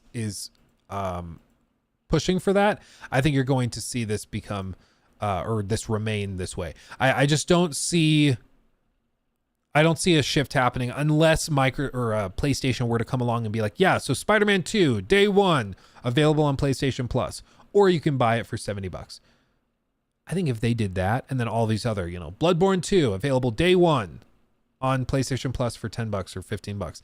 At that point, with everybody doing it, maybe there's a way that customers and gamers could become accustomed to it. But as of right now, because it's so fractured, Xbox is doing it with their exclusives and first party and some third party games, but then also these other huge developers and publishers are not doing it and bringing it to the subscription models. It creates this fractured thing where people are like, I'll just buy a lot of games and if it's on Game Pass, cool, whatever. And for every game, it's not assumed, or shouldn't be assumed, that it's going to be good for every game to do this. Just because for a certain type of game that's maybe, the type that's maybe a little more experimental, maybe, what was it called? From Obsidian, the game that's like 2D medieval art. What the hell is that called? Pentiment. For Pentiment, that was a game that didn't really make a lot of sense to pay $60-$70 for it, but in the context of Game Pass, makes perfect sense. Yeah, jump on that. I wouldn't have played it otherwise, but I'll play it now because it's free on Game Pass, or it's included in Game Pass. So I'll just download it and try it there. And people did and loved it. It was great, but that was a game that probably would not have been very successful outside of Game Pass. But that's pretty rare. Hi-Fi Rush. Yeah, Bobby, that's another great example. Hi-Fi Rush is a great example. Other games, though, like God of War Ragnarok, like Spider-Man 2, like Baldur's Gate 3. Well, Baldur's Gate 3, maybe not. Other games like that are tremendously successful, but they needed people to buy it for $60-$70 instead of $15 effectively to get access to it, because the interest in it was so high. The reason I say maybe not for Baldur's Gate is because my understanding is that a lot of these subscription models price things out based on hours played. So the longer your game is, the better it could presumably do on Game Pass, and you could actually presumably end up making more with it on Game Pass if players are playing a ton of the game. But the other thing is, with Baldur's Gate 3 being like game of the year and driving so many purchases that way, it probably doesn't need something like Game Pass. Not probably, it just doesn't need it. And this is something Sven mentioned. This was what I mentioned at the very top of the segment. Whatever the future of games looks like, content will always be king, but it's going to be a lot harder to get good content if subscriptions become the dominant model and a select group gets to decide what goes to the market and what does not. Direct from developer to the players is the way. And I think that this is the other piece that's important to consider that we haven't touched on yet. When you have a subscription-based model, there's usually one or maybe a few people deciding what gets on the subscription model platform. Like they have to decide what they're going to pay you, because the reason that you go on something like Game Pass day one is usually because Xbox offered to pay 50 million or 100 million to get your game on Game Pass day one. So they're basically paying you for the lost potential sales on day one. But that's good for the business because it's guaranteed revenue. They're like, hey, even if the game somehow flops, we still make 100 million. We're still happy, right? That's the kind of benefit of going and doing a deal with Xbox. But not everybody's going to get that offer. Not everybody's going to get it. Basically, whoever's in charge of deciding what Xbox greenlights, gives the thumbs up to, and what they give the thumbs down to is deciding whether all of these more experimental projects make any sense at all. Whereas if the developer just puts it up on Steam for $20 and players are accustomed to purchasing it for $20 to support an early access game or a game in development, that can do them much better, and that could serve them much better than hoping that Xbox happens to give them money for the early access thing. In the same way, like if the standard for new games in the industry was, oh, you have to get published by Sony, otherwise your game's going to flop. Sony publishes maybe 1 or 2 games a year outside of their first party studios. So it's like, you really want to put all your eggs in that basket? That's probably a bad idea. I think you're going to have a bad time. Just going to be real. So all of this to say, I'm still just shocked that Philippe Tremblay decided to talk about this openly and in public with a journalist on the record, because I'm sure they've been talking about this and talking like this behind closed doors for years. It's just surprising to hear them say it so openly that, yeah, we want players and gamers to become accustomed to not owning their stuff so that we can rent it to them.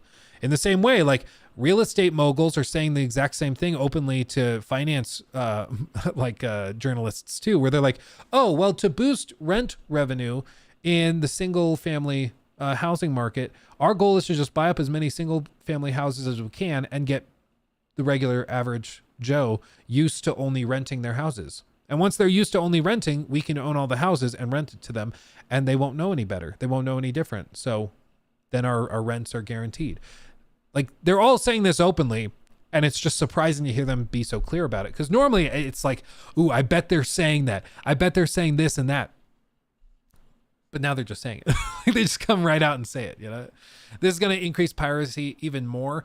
It's also the push for everything tying to live service elements. Like, why do you think the promise of like Chat GPT integration into a video game is so alluring to some of these devs?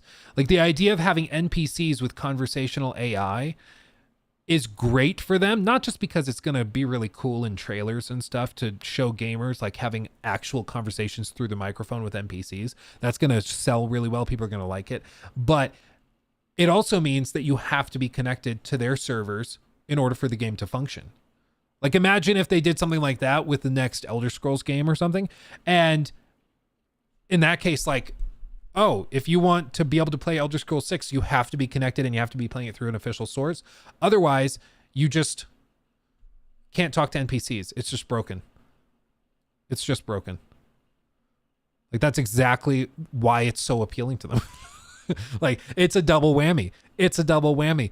And they can probably also, because there's an added consistent cost to doing that, unless they find ways with like next gen consoles to be able to run these language models natively, there's potential for subscription services where it's like, hey, if you play GTA Online, but you want to have conversations with like NPCs in gas stations and stuff, with just NPCs walking down the street, you have to pay an extra $5 a month or $10 a month to pay for the processing speed and power for that.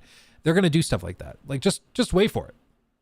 Just wait for it. Like, this, all of this, people like, I don't know, that's in the future. Like, it's happening now. Did you see that NVIDIA showcase that they did with all the proof of concept stuff? Like, it's working now. Not on scale or at scale, but it's working and they're going to be doing it. So just wait. It's going to take probably like 5 years before we start to see games built from the ground up with this, but just wait. You remember when like NFTs were huge and like everything was about crypto and it was like the most toxic thing ever, and then it died, but then there was a wave of like NFT projects that came out a year or two after it died, and it was all just because those games were greenlit during the craze of NFTs and crypto and stuff, and then they were bullied into oblivion, but they were still working on them. So when they came out with these announcements after working on it for years, everybody was like, "Lol, you guys are still doing this?" You know, it's crazy. It's crazy. But this is just something that happens in many different facets time and time again. Yeah, Ubisoft Quartz. Yeah, you remember that, Doc. Sure do. Sure do. Yeah. It's crazy. It's crazy, man. Conan, I just found your channel 5 hours ago and I haven't been able to stop binging. Informative and entertaining. You're awesome, dude. Thank you, my friend. 5 hours ago. Wow. Well, thank you. I'm glad you're here.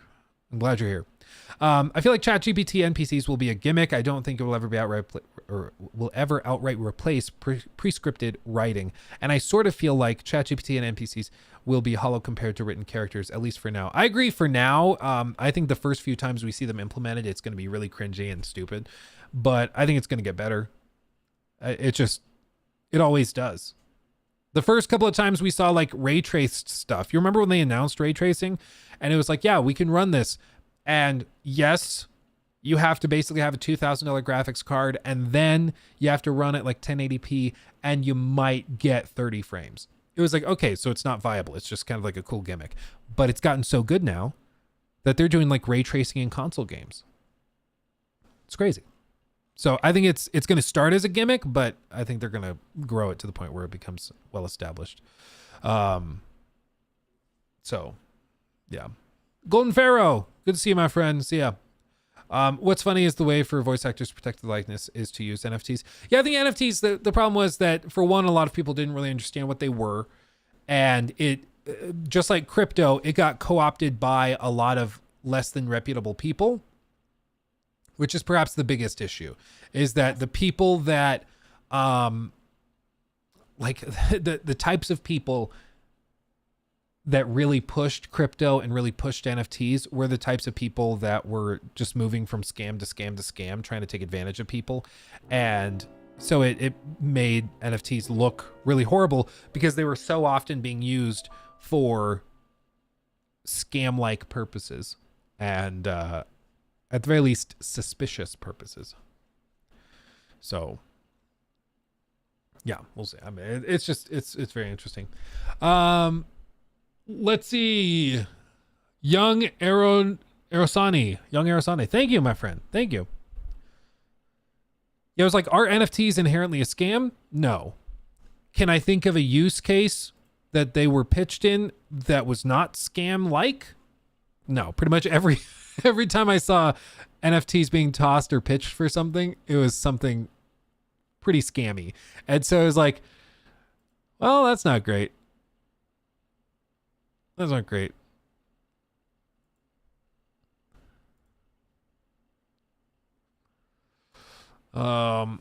Let's see. Oldest game you ever played? I've played like Pac-Man and Donkey Kong on the original cabinets. Like I forget where we were. I think we were in it was when I was really little. I think we were still living in Texas somewhere. But yeah, my dad was like, "Oh, these are original," and I remember being really wowed by that. Yeah.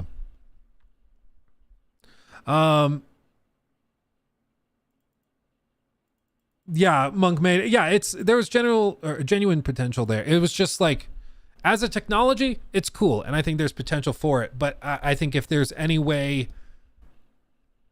like, and probably the coolest potential aspect I saw for NFTs was that you could put non-fungible tokens and tie them to copies of games.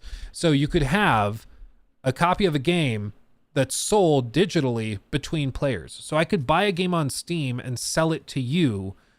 Even though it's a digital copy, there's an actual non-fungible token tied to it on an exchange that's publicly listed so people could actually see it changing hands and shifting around. So it's like there was potentially a use case where this would be really pro-consumer, where you could have people that own digital copies of the games to the point where they could sell it between each other.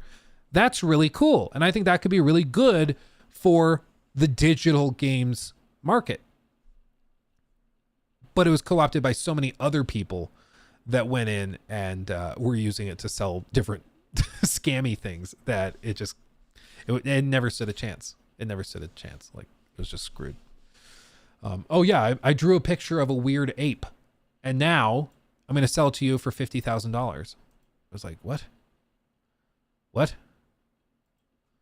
It just didn't make any sense. So it had I think NFTs had potential as a technology, but they were screwed by a terrible PR. Terrible.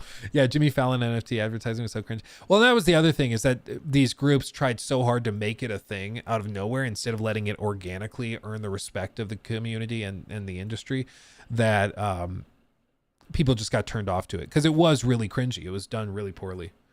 So I absolutely agree. Okay.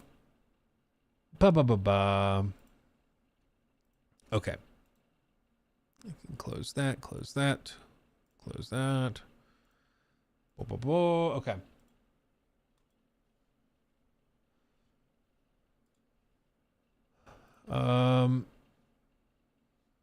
Let's see.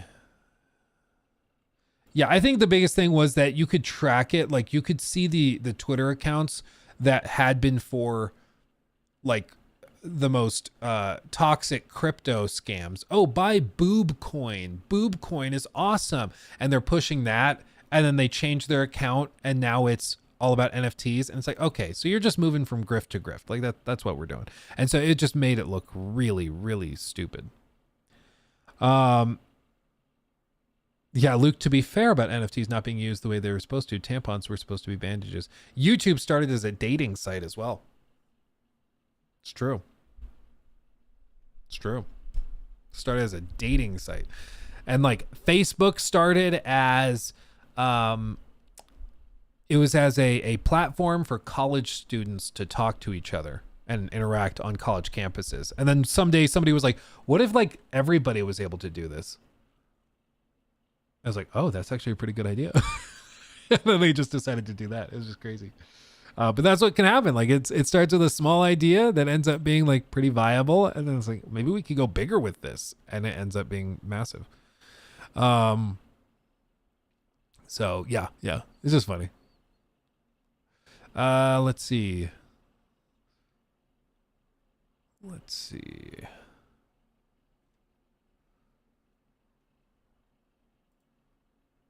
Okay, be connect. You're damn right.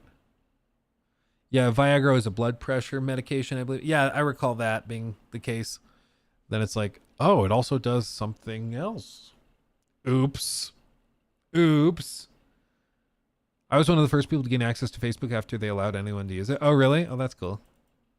You got one of those like early accounts. What was, oh, dude, one time, so at when I worked at Best Buy, I forget what my employee ID was. It's been like 6 years, so I don't remember. I used to be able to type it out all the time, but I had like, I think it was like a 6-digit, I remember, like employee ID or something like that. But one of the guys, Bob worked with us in appliances, and he came in out of nowhere one day. And we were just like, we started chatting, and just like, it was a slow day. So I was like, oh, what's like your deal? Like, because he was an older gentleman. He was probably in his 70s, and he was working like selling refrigerators and ovens and stuff. And he was like, oh, I worked at Best Buy way back when. He was like, well before you guys were born, I worked at Best Buy.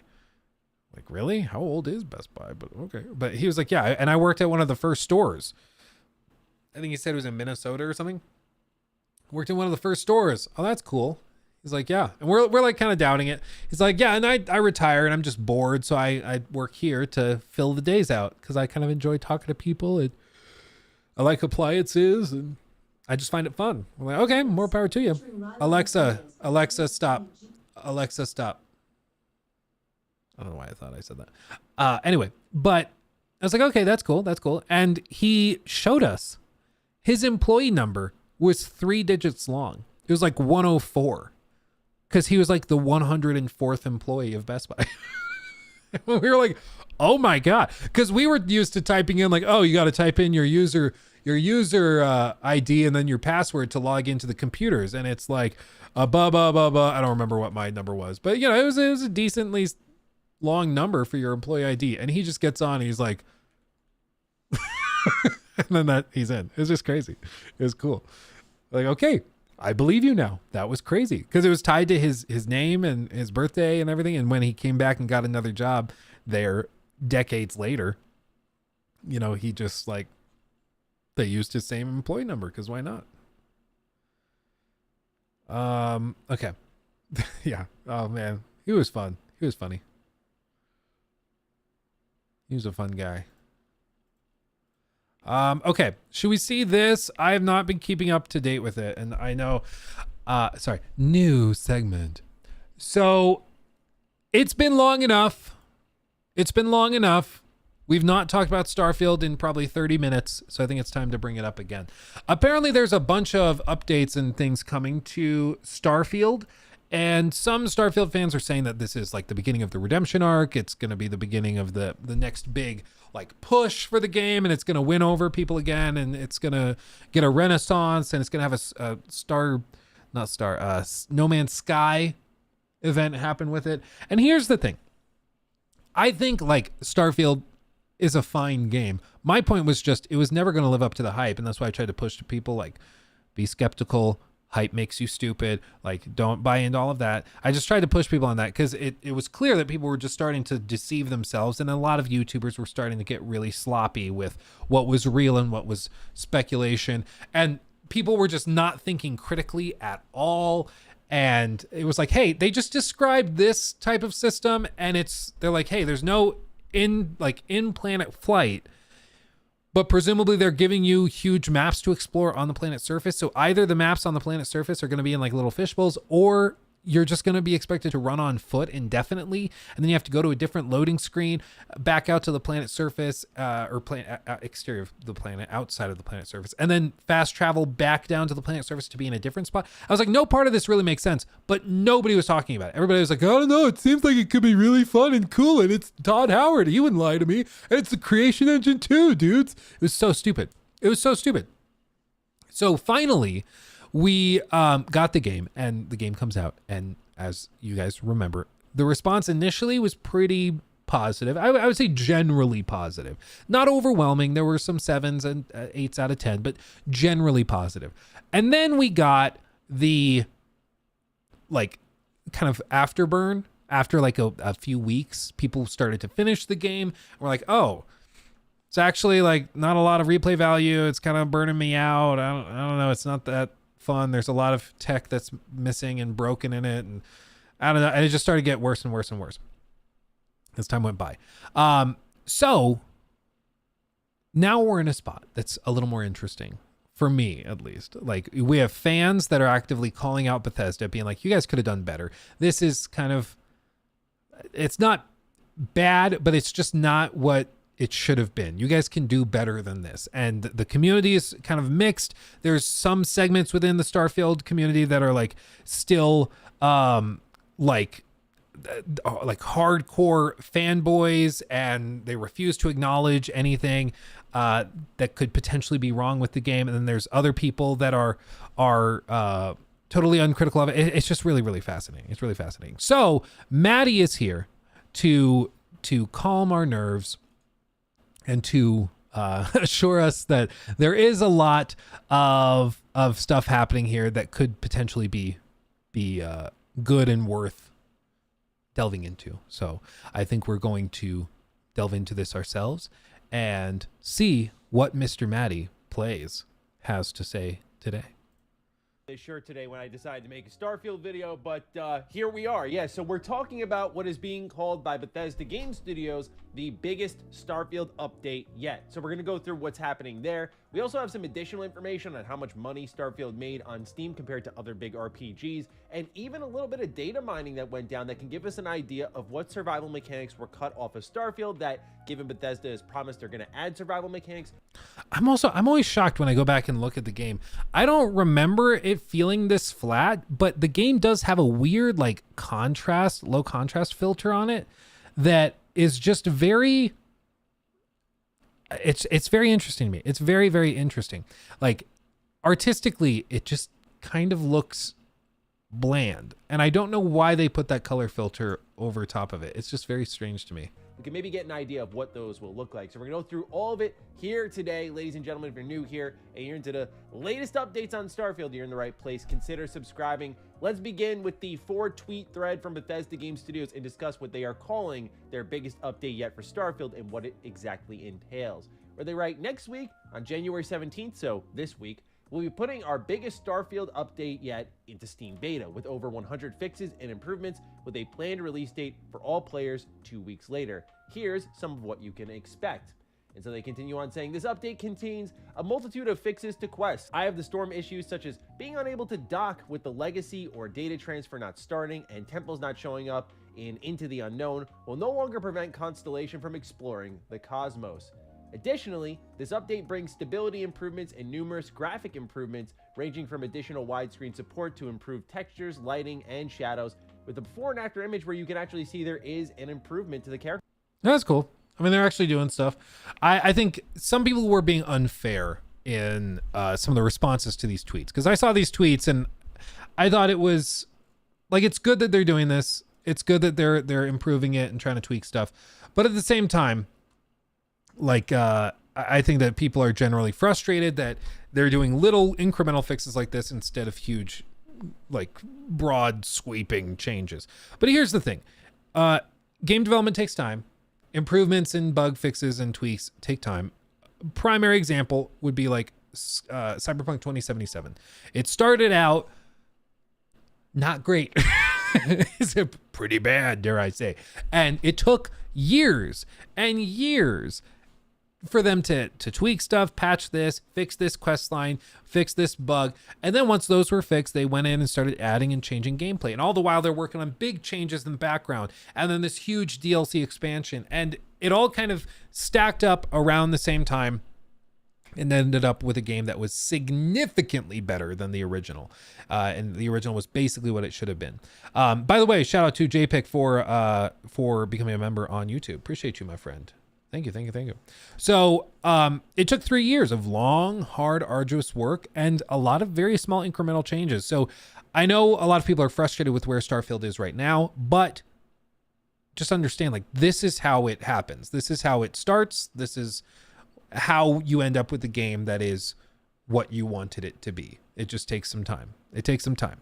So I love bashing BGS as much as the next fella for stupid decisions, but in this case I think it's just great that they're putting these patches out.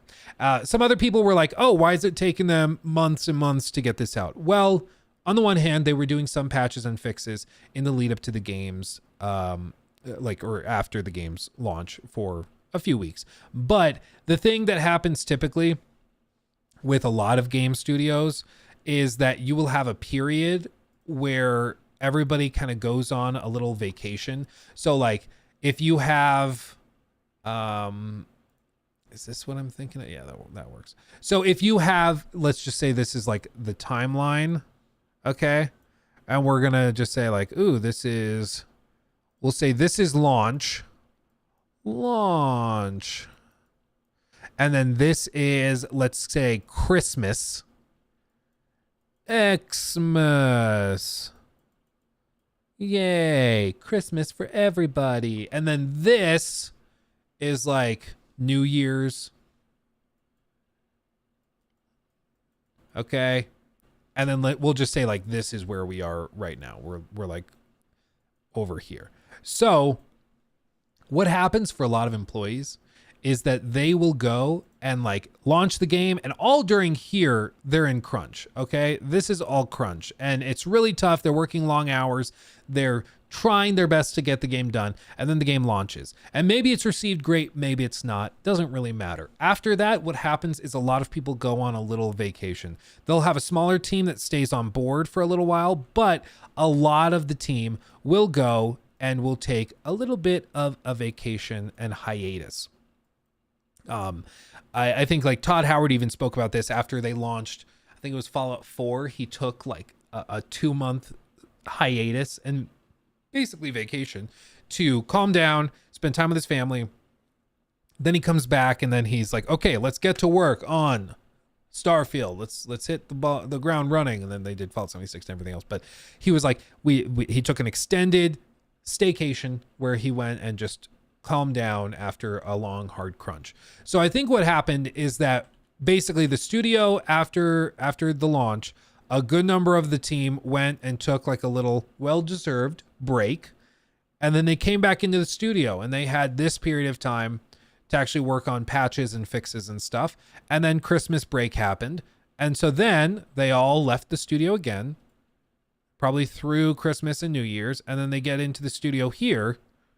And now they have this period of time to start working on fixes. So this is a little exaggerated. They didn't take off, like the whole team didn't take off months and months and months. But the point is, after the release of a big game, it's really common for studios to take breaks, calm down a little bit, and then come back in and work on stuff.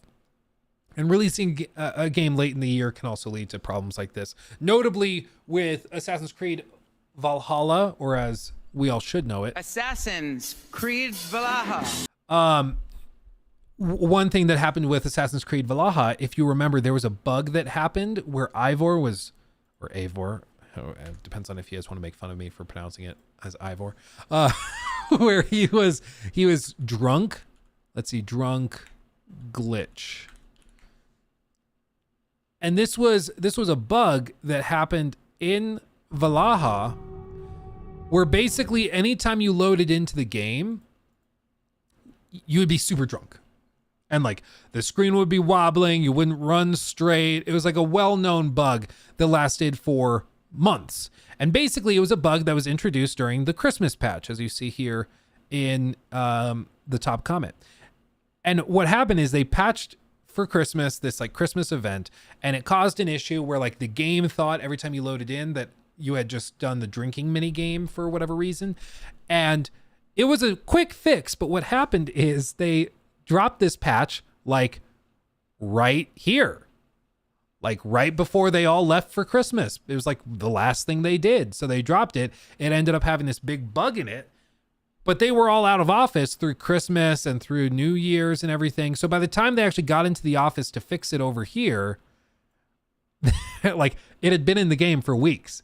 And so people were like, we just kind of got used to it. But like right here, they ended up dropping the fix for it and everything was fine. But it took that long because they were all out of the office. And so it's always funny whenever you have a game that launches or has a major update or bug introduced right before Christmas and New Year's, because almost inevitably and almost without exception, you end up with extended periods of time that it takes to fix it. Beyond that, let's see what else they have going on. I just think it's not fair. All of this to say, I don't think it's fair to bash on Bethesda for now, like at the start of the new year, getting on fixing some of this stuff. I think it's just good that they're fixing stuff. Models.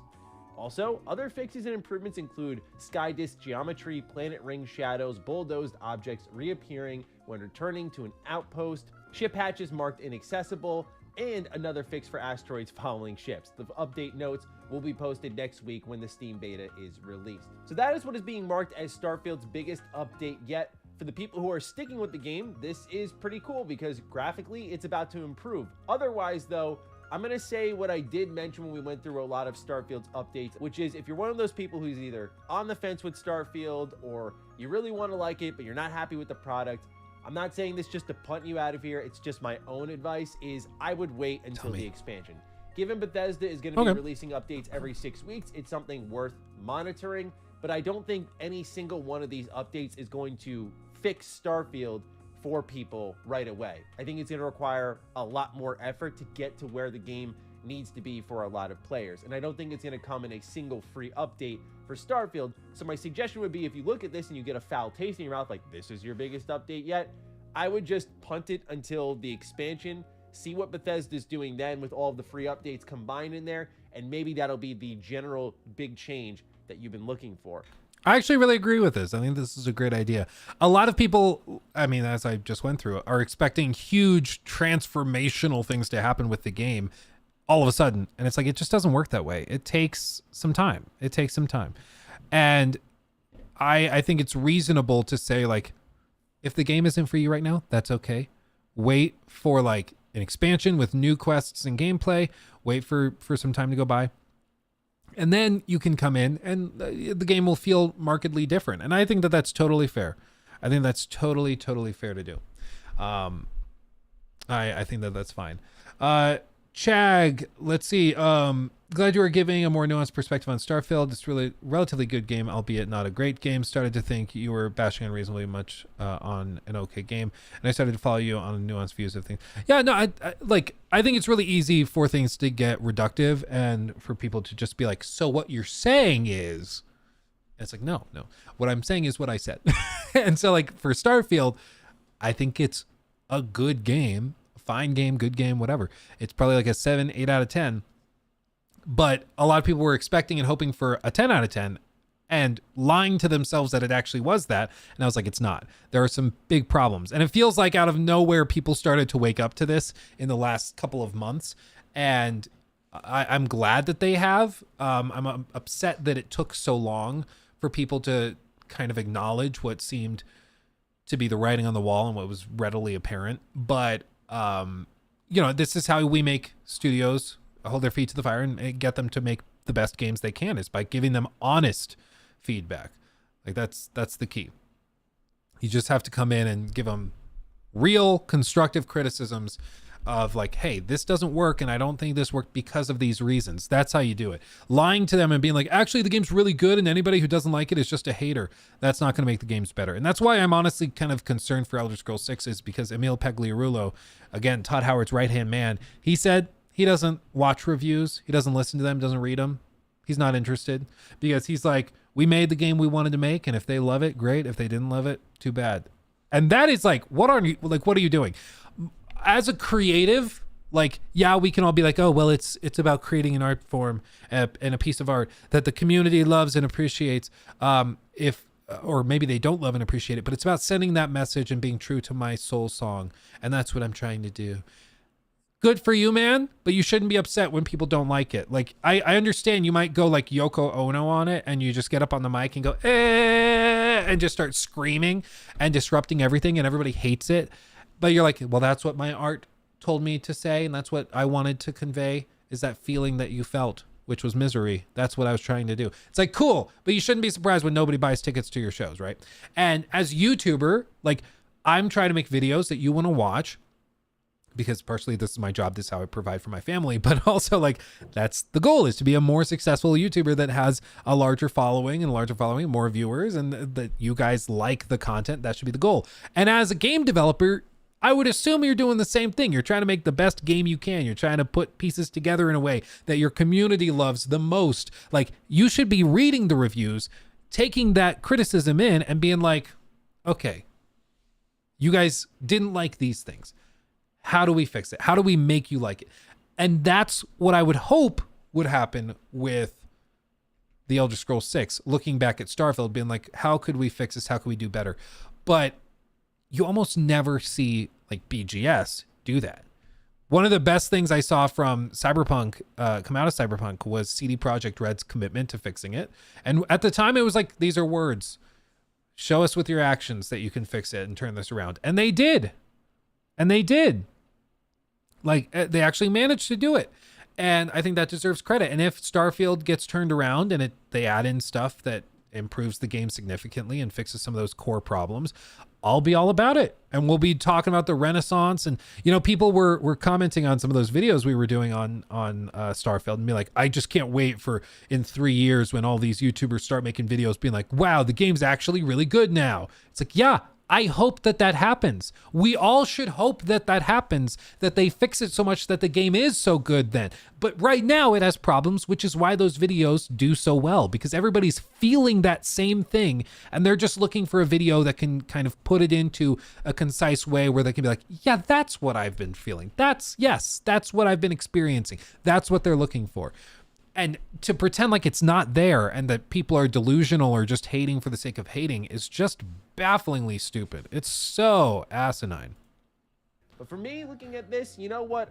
quest fixes were super necessary. This is something I said at launch that needed to be tackled by Bethesda Game Studios. It doesn't surprise me that the first big update out of the new year is something with a lot of technical fixes for the game. I remember when I was reviewing the title, a couple people were reaching out telling me that they were stuck in the main story, and it looks like they're finally targeting a lot of those big quest bugs there. So Yeah, notably, if you guys remember my review, I had the Crimson Fleet quest line where, like, no spoilers, of course, but there's basically one head honcho within the Crimson Fleet.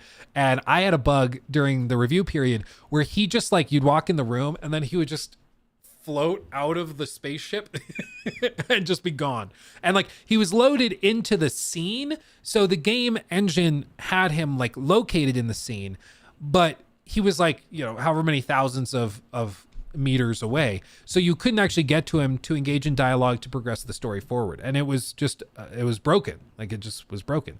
And so, like, it just was it was just kind of funny, but also very frustrating that type of thing happened. But it seems like they're targeting a lot of those bugs now and trying to fix them, which is good. I don't know if they fixed that one specifically, because I was able to get around to it with, like, a secondary save and or a secondary like a save file, you know. So we were able to kind of get around it that way. But it sucked that it happened in the first place. so people can, you know, actually finish the game, because I know no one's gonna like me saying this, I really like Starfield's main story a ton, and I wish more people could experience it. So to know they're targeting fixes there is great news to me. And that's one, I'm sorry to keep pausing it, but that's one that I'm genuinely surprised by, because I heard this at launch. People are like, I actually really, I'm sorry, Maddie, I do use to, I'm sorry. That's one, like, I genuinely don't understand how people could, like, love on the main story for Starfield. People at launch were saying the main story is really good. Some people were even saying, don't do side quests, just go through the main story. I was like, bro, the main story, by my count with my spreadsheet, is like well over half like fetch quests, or stuff like, hey, go in here and go to this place and collect that ability or power, to keep it vague in case you haven't played it. And it was just, like, so boring and bland. It drove me absolutely crazy. So I don't know. I kind of want to have a conversation with someone like Maddie on the main story. I don't think it would have a place in, like, a main channel video. I just don't think that would really work as a video, but maybe as a segment on the live stream, we could have somebody like Maddie on that loves the main story, so they can explain, because maybe I just missed a ton of nuance to it and stuff, but I felt like it was just so lame. It was so surprising to hear that people liked it. Otherwise, it's just a lot of technical fixes. We'll get more updates in a few days, and I think that you should not be expecting any meaningful features for at least a couple of weeks. But why don't we talk about features that could be on the way? One thing Bethesda Game Studios promised in a Bethesda.net post at the end of the year was that survival mechanics would be added to the game. And Reddit user Red Salty Burger actually found an early concept. What the hell is a Red Salty Burger? I'm sorry. That's just freaking funny. Man, I don't know how he read that without laughing. That's funny. Red Salty Burger. And then he just moves right past it. Game Studios promised I gotta hear it again. Bethesda.net post at the end of the year was that survival mechanics would be added to the game. And Reddit user Red Salty Burger actually found an early concept iteration of the star maps tucked away in the data files of Starfield. That's cool. Now, unfortunately, the resolution of the image is pretty low, so it's tough to discern all of the details here, but what you're looking at are some pretty noteworthy features that even Reddit commenters were pointing out, such as star system descriptions. There were map filters also mentioning economy and trade. There were space travel hazards, like there's one that's mentioned here called solar radiation, which did light hole damage. There were micro meteors, which would do much more significant damage. It seemed like, yeah. See, that's cool. But this is one of those problems, again, with not having a design doc while you make the game. Because when you're designing the game, if you establish, like, not to be too specific, but, like, I have some irons in the fire, okay? And one of the things I've always wanted to do is to make my own video game, kind of put my money where my mouth is. Obviously, it's very difficult. There's a lot of stuff that goes into this. Like, it's very expensive, it's very time consuming, it's just not that simple. And of course, I am very far away from being able to talk in detail about this stuff publicly, but I have a design doc for a game. I have a design doc with a hair sticking up out of nowhere. I have a design doc for a game, and it's a very lengthy document. Like, we're talking well over 100 pages, and it basically details the entirety of the game as I see it in my mind's eye, with everything from like sketches for like basic concepts of like how the game would be laid out, narrative elements, thematic elements, gameplay systems, like story outlines and plot twists. Like, everything is charted out. Yeah, it's an extraction shooter, guys, with NFTs. Yeah, no, but like basically the whole game is in there. The whole game is in there, and it's useful for us as we start to like refine the ideas within the document, because we can fine tune it, figure out exactly the game we're trying to build, and then begin building it from there. And in the same case of like Starfield, when you're trying to design this and you have like, okay, we're gonna have an economy system, so you have different types of economies based on the star system. That could lead to maybe an economy based around trading iron ore, and that's the primary material that comes out of this particular system. So if you have a bunch of iron ore that you've collected from this area over here, you can take it over to this star system and sell it for significantly, well, probably less if they primarily export it, but maybe they primarily import ore and they export refined iron. And so you bring your ore there, they buy it from you for extra high amounts of money, and then you can take the refined stuff over to the Cheyenne system, and maybe they take the iron ore and they're able to turn it into ships, and so you can bring that there and trade that. So there's a lot of really cool ideas that you could have with building out how these economies work and kind of break it in and break it down in detail. So having a design document that's established very early on can be extremely helpful, because you can give it to devs, you can give it to members of the team to be like, this is the game, this is the vision. It's not to say we aren't going to change stuff. It's not to say that things within this couldn't change, but if they did change, it'll be changed in the document. And then everybody is on the same page. Everybody knows exactly what is happening. Everybody. And I think that that's really, really key. And you see elements like this within BGS games specifically, is that they kind of are making it up as they go along, trying to figure out, okay, well, what if we put in this? And then they put it in and it's kind of weird and broken, and they back it out and it just like kind of falls apart. It's just really, really interesting how it goes. Definitely a pirate game. You don't know me. You don't know me. I'm really excited. If we end up being able to share it, I'll share it. Cause like we're doing well, like the channels are doing well. They make decent revenue and stuff. I have 2 full-time contractors I work with, but we're not at the point where I have like donkey levels of money where I can just go and do whatever I want. Maybe one day we'll get there, but as of right now, we have to be much more coy and smart with it. So I'm going to try to build things out to the point where we'd be able to pitch it to, either established teams, or I'd be able to bring on some more members of the, or some more members to a team that we could build out prototypes or vertical slice so that we could pitch it to publishers to get funding to do the rest of it. But, it's a good long ways off before I could really talk about it, unfortunately. So you guys are just going to have to sit and wonder what I have going on. Like, there were much more hardcore mechanics originally attached to Starfield that were then stripped out. I've said it multiple an Egyptian pirate simulator game. Boom. times in videos talking about Starfield, that you can really feel a lot of the survival mechanics were just pulled out of this game.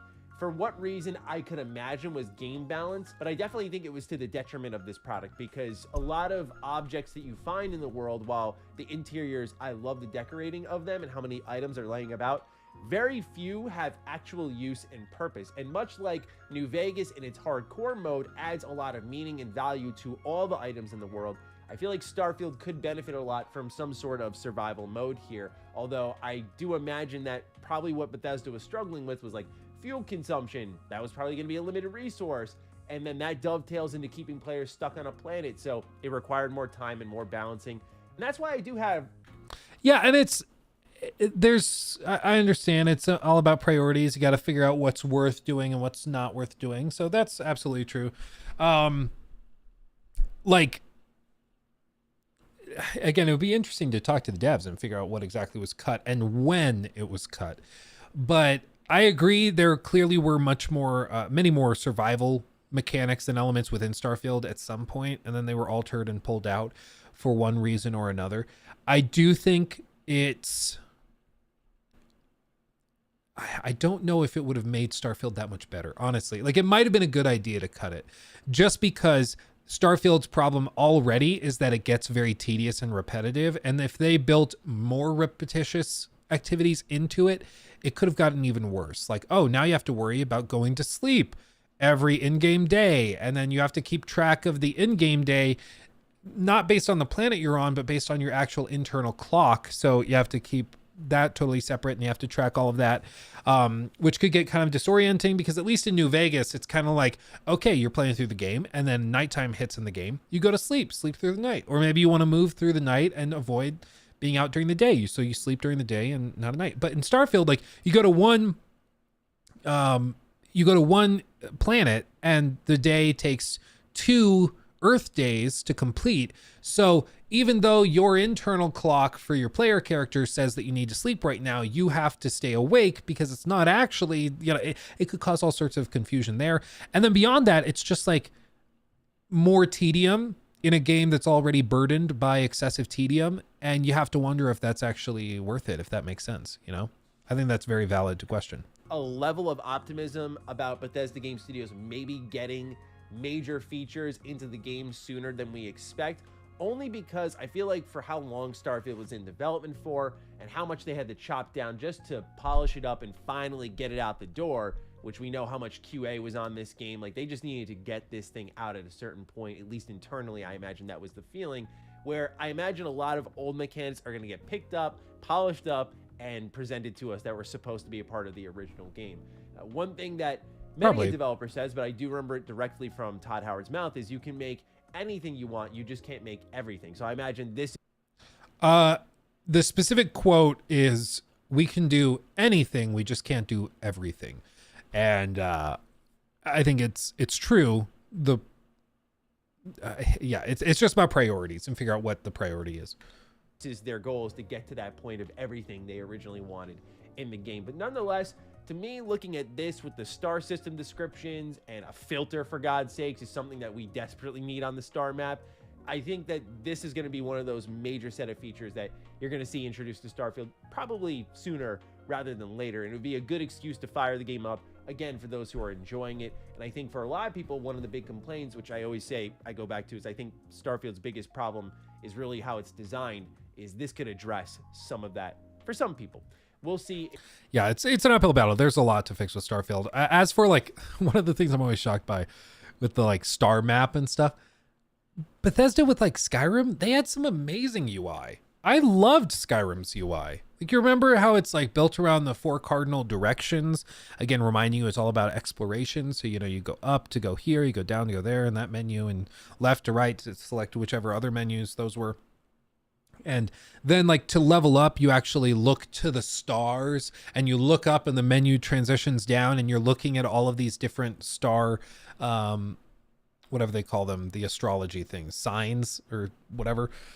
You look up into those and you see the different signs in the stars, and you use those to level up. I thought the UI was great. I thought it was great. And then with like Fallout 4 constellations, thank you, Jericho. I couldn't think of constellations for some reason. I thought it was great. It made sense thematically, and functionally it was awesome.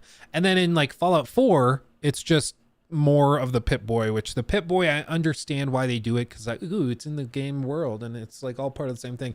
But the UI sucks. And that's like part of the joke, is that it's like old-timey and it's outdated and kind of clunky. But it's still clunky for the player. Like, it just sucks. So that's a whole other thing. And then for like Fallout 76, it's a little better, but it still kind of sucks. And then with Starfield, I feel like the UI across the board is just overly complicated. It's cluttered. It just, even the star map is not very interesting to look at. Like, initially you're like, wow, so many stars. Wow, stars, and then it's like just a collection of white dots basically. And to figure out, like, I remember when I was playing for review, I went to Neon and then I left Neon at some point and started traveling around different systems. And then at some point I needed to go back to Neon because I was like, I have to go there to like kickstart whatever Crimson Fleet questline, or no, not Crimson Fleet, whatever the company is that you get started on there, that faction questline, whatever that is. I needed to go there to start something like that. And I traveled to like 7 different systems before I clicked on the right one to figure out which planet had Neon on it, because the UI was so unnecessarily unhelpful. Like, it was really difficult to figure out where anything was. And like the fact that you couldn't tag like star systems with little custom marker tags and stuff that stay permanently, that baffled me. There's just a lot of weird things with it. In due time. But the last little bit of news I wanted to go. Why do you guys in chat keep saying that it looks like Maddie's posing for a portrait in the 14th century? Is that like, it's a very specific accusation. It's just over here today was actually financially relevant. There's been a lot of debate, especially now with rumors swirling about Xbox maybe bringing their games to other platforms like Switch and PlayStation. We are often kept in the dark on how much money is being made by particular games. That's why, as unfortunate as the Insomniac hack was, or the FTC data leak by Microsoft, both these were horrible moments for those respective companies for various reasons. But for the consumer, we actually got a lot of valuable intel to properly understand the goings on behind the scenes and how things actually work, which are often kept in the dark on. So anytime I get my hands on this sort of data, it may be irrelevant to a lot of people, but I like to spotlight it and compare and contrast and show what's succeeding here. So we learned what the top 10 grossing games on Steam were when it came to revenue, and you will be not surprised at all who came in first place, which is Baldur's Gate 3 with 657 million. Yeah, that's just Steam. Oh, thank you, my babe. My wife brought me a salad. Love you, babe. Yeah, honestly, like Steam games 2023 top 10 games by revenue. So specifically revenue, not units sold, but revenue. So you see Starfield's at 235 million, beating out Sons of the Forest, Resident Evil 4, Fires of Rubicon, Fighters Champion, FC 24, Jedi Survivor, beating out all these. Now, granted, some of these, were sold on other platforms primarily. Some of these, made money on other things like Epic Games Store or directly through the EA launcher or whatever else. So it's not always like super clear. But the interesting thing about Starfield being at 235 million while launching on PC on Game Pass was that I think most people that bought it on Steam were buying it with the $100 version, because think of it, like if you're a hardcore Bethesda fan, you're probably a modder as well. So you're going to buy it on PC or get it on PC. But you're also, if you're a hardcore like Bethesda fan that likes mods, you're probably buying the Steam version. Even though you could play the game for cheaper through Game Pass, modding through Steam is just frankly way easier. So a lot of people decided to go that route. So they get Starfield through Steam and they purchase it. And if you're a hardcore Bethesda fan, are you going to buy the basic version or the version with early access that's $100? Probably the premium version for $100 that gives you early access. So I would not be shocked at all if like 80 to 90% of these sales on Steam were for the deluxe version, which is why the number is so high. And then as for Baldur's Gate 3, some people were saying, I'm surprised it's not higher. A lot of people already owned Baldur's Gate 3, like the most hardcore Baldur's Gate fan base and the Larian fans already owned it. I already owned Baldur's Gate 3. It actually created sort of a problem when they sent a review copy to me to play through Steam, because I already owned the game and they sent me a copy for the game that I already owned. So it initially caused some problems before they got me access to like the dev key to get access to the correct version of the game. But that's just because, the hardcore fans loved it. As for Hogwarts Legacy, I mean, I think they probably sold like $700 million worth of copies on the PS5 alone. Then Hogwarts Legacy with 341 million. And in third place is Starfield at 235 million, which of course speaks to not only the hype and anticipation behind the game, but also that a lot of people are among the belief that well, Starfield didn't sell well because it's on Game Pass, which for the majority of the internet is just guesswork, because why would you pay for X product if you can get it for $15 a month? And I think some of that assuming is fair in this case, because Starfield did lead to Xbox getting the single most subscriptions in a day in their service's history. So yeah, I wouldn't blame people for thinking Starfield didn't sell much, but it was actually in the top 3 on Steam. And I think that's specifically because of the modding community and the fact that PC gamers vastly prefer Steam over any other platform. It's ridiculous how much the customer loyalty plays a role in PC gaming.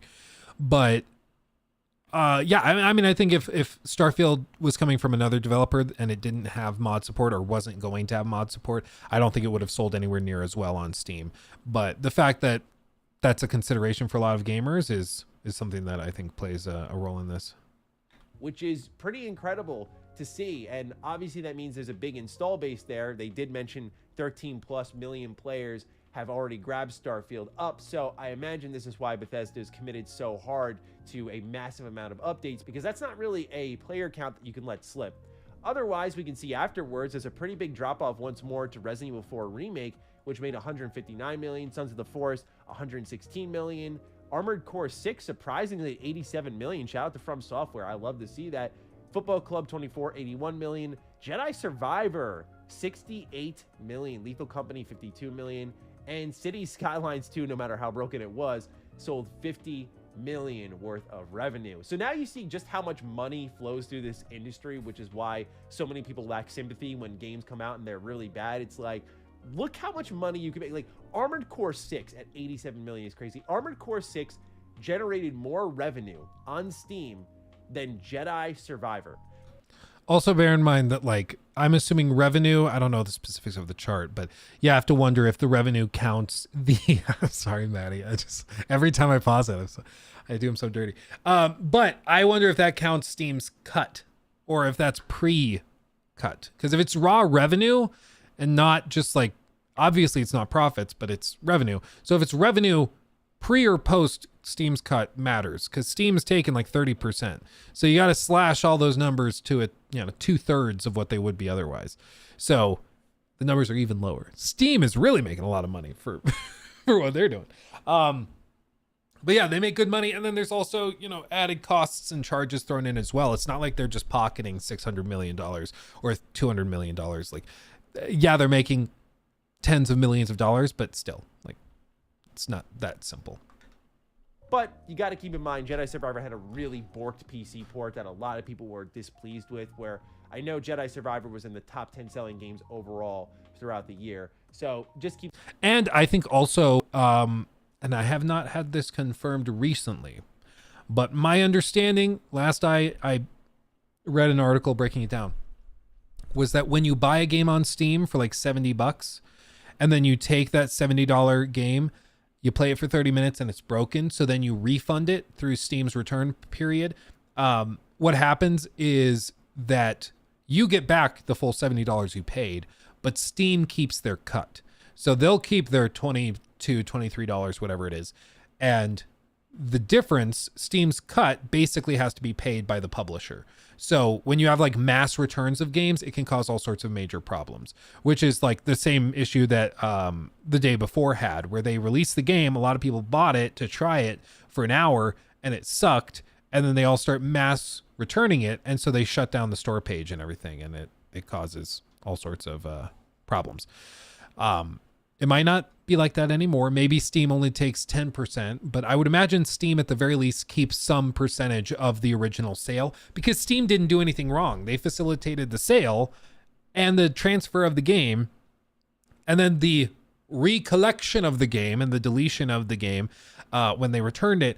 And then also they provided and were able to broker the return process. So Steam did extra work. They should probably keep their cut. It's not their fault the game sucked. So I think it would make sense if Steam took their cut and kept at least part of it.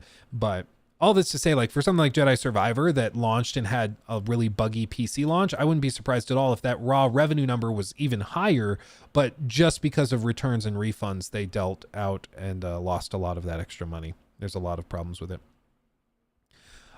News on Dreadwolf, nothing that I've heard of. Nothing that I've heard of. Keep in mind, this is platform-based numbers, but to see how much Baldur's Gate 3 dwarfed the entirety of the industry is exciting. And look at the top 3 games on Steam. They're all RPGs, whether you feel positively or negatively about them. For me, out of the 3 here, I like Baldur's Gate 3 the most. I wasn't super in love with Hogwarts Legacy, and I really did enjoy Starfield. But I love to see that RPGs are the cream of the crop and continue to be. Dude, this gameplay is bugging out. Just look at all the characters that, like, he runs around for some reason. This is what I mean with the AI and Starfield also being brain dead. And it gets like no attention, but this guy, like, watch, he just runs and clips up the stairs. See, like, he jumps up the stairs, drops dead there. This guy's just standing there. There's all these gunshots going on. It's just like, oh, whatever. And then like this, she clips onto the table. See, he shot her, and then she clips up. Again, I felt like people like, actually, it's really polished. I'm like, it's still super clunky and broken. Like, it just is. But one of the things I'm curious of, and I would love to know if anybody's come across like a study or anything, I'm wondering if RPGs become more popular in years and periods of like political and like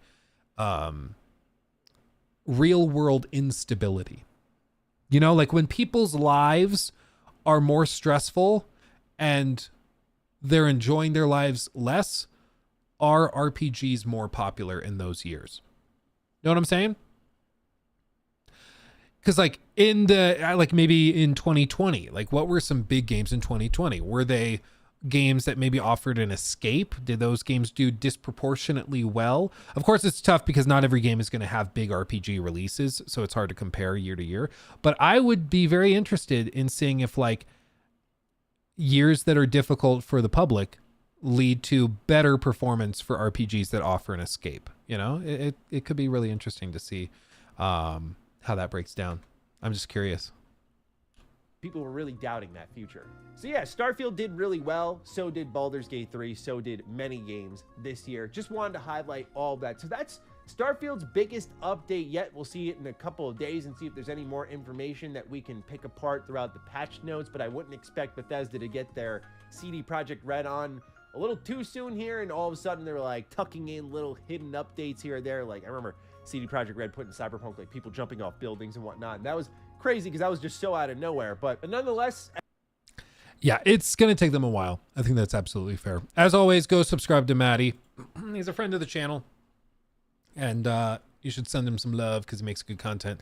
And if you've not seen his second channel, Retro Rebound, very good stuff. If you like retro games and you like to delve into that stuff, very, very good. So I highly recommend you go check that out.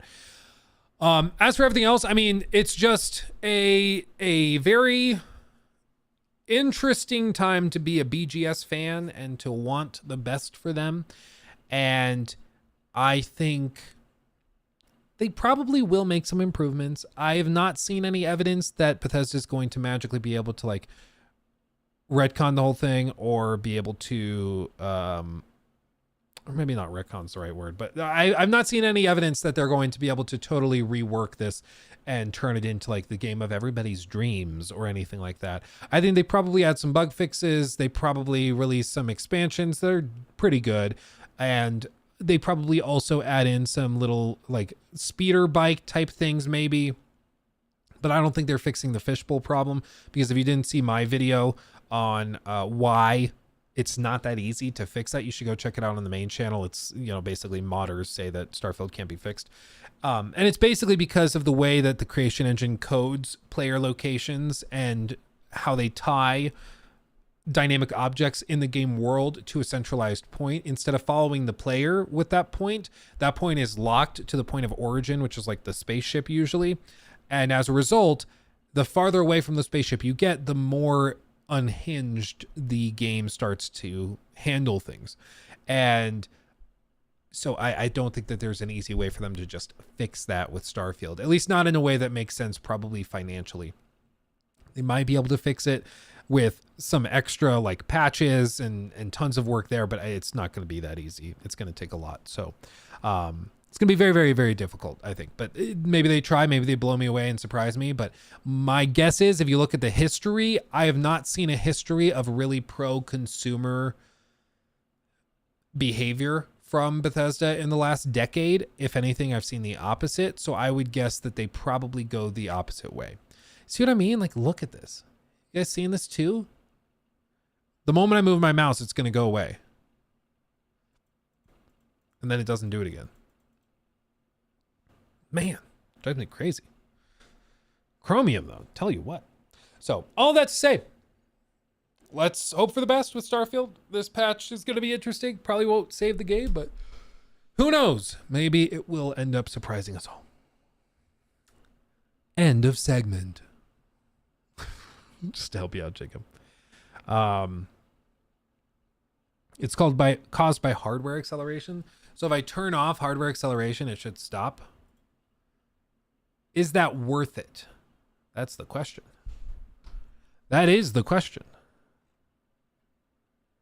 I don't actually know where to turn off hardware acceleration in this. It's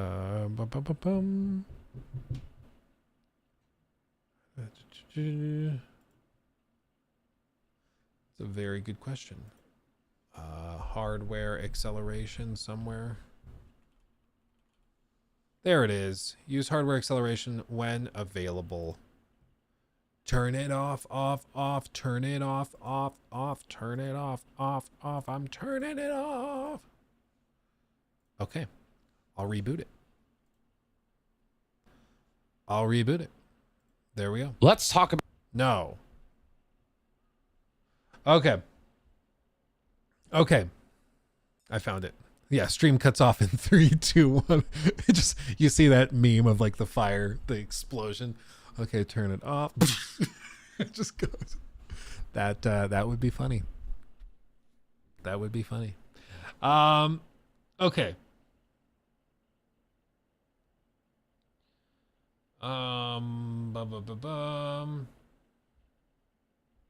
Ubisoft will release a better game than Baldur's Gate 3. I'm sorry, I thought we were just saying unrealistic stuff like Starfield getting fixed. That's funny. Yeah, that's funny. Let's see. Steam's payment structure as follows. After 10 million in sales through Steam, Valve's cut drops to 25% of all new sales. Drops again to 20% after 50 million. Okay, that makes sense.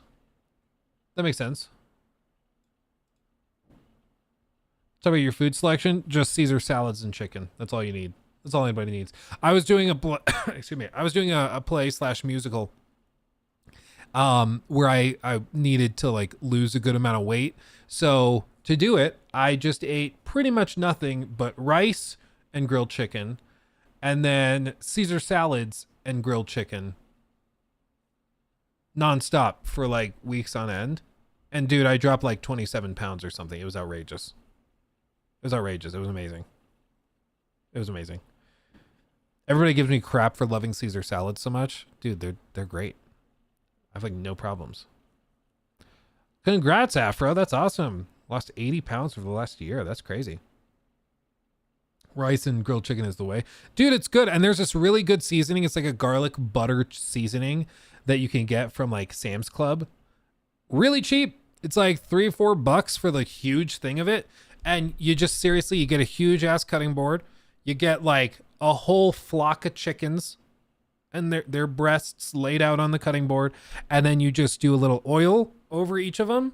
And then you just douse them in that seasoning, flip them, douse them, you kind of pat them and let it kind of sink into it and stick to it. And then you take them out to the grill, do your degreaser or your non-stick thing, whatever you choose to do, whether it's oil or Pam or whatever. But you do that over the grill and then you put them on, grill them up, put them in a big ass Ziploc bag or maybe in a Tupperware thing, hold them off to the side. And whenever you make a salad, just toss a couple of them in. It's awesome. I'm 26. That's how old I am. I'm 26. Yes. Yeah, sure am.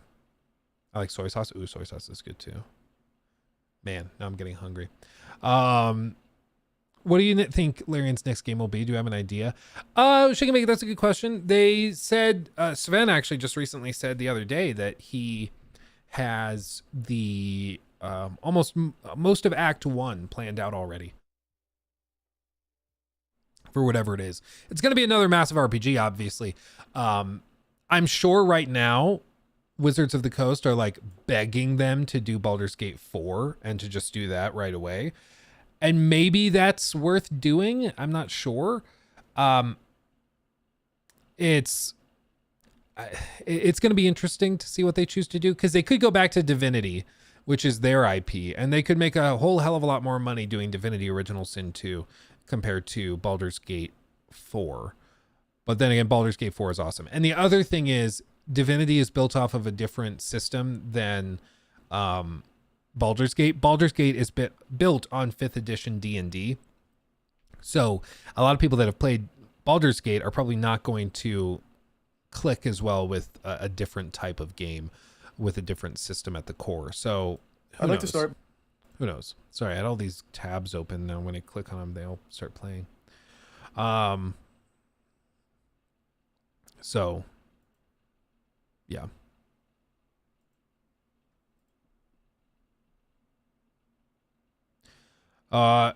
The official term, no cat, is The Last of Us 2 is stunning, brave, and beautiful. That's what we say. Stunning, brave, and beautiful. Do I plan on making any Warhammer content? I think we're going to experiment with it, probably on the live channel a little bit. We might do some streams that are more casual. Basically, spoiler alert, you guys are in on this. I don't think I've talked about this publicly yet, but at least not in a lot of clarity. But I have a big game table that's being commissioned that's going to be nice and epic. And we're going to be putting that into a secondary studio space we're building. And that secondary studio space is going to be rigged up for basically tabletop games, streams, and gameplay and stuff. So we have all sorts of stuff that's like, we could do D&D games. We could, broadcast a D&D campaign. We could broadcast Warhammer games, all sorts of stuff, which is going to be really, really cool. Really cool. Because I'll tell you what, I'm getting into DMing. I'm having a good time with that. So,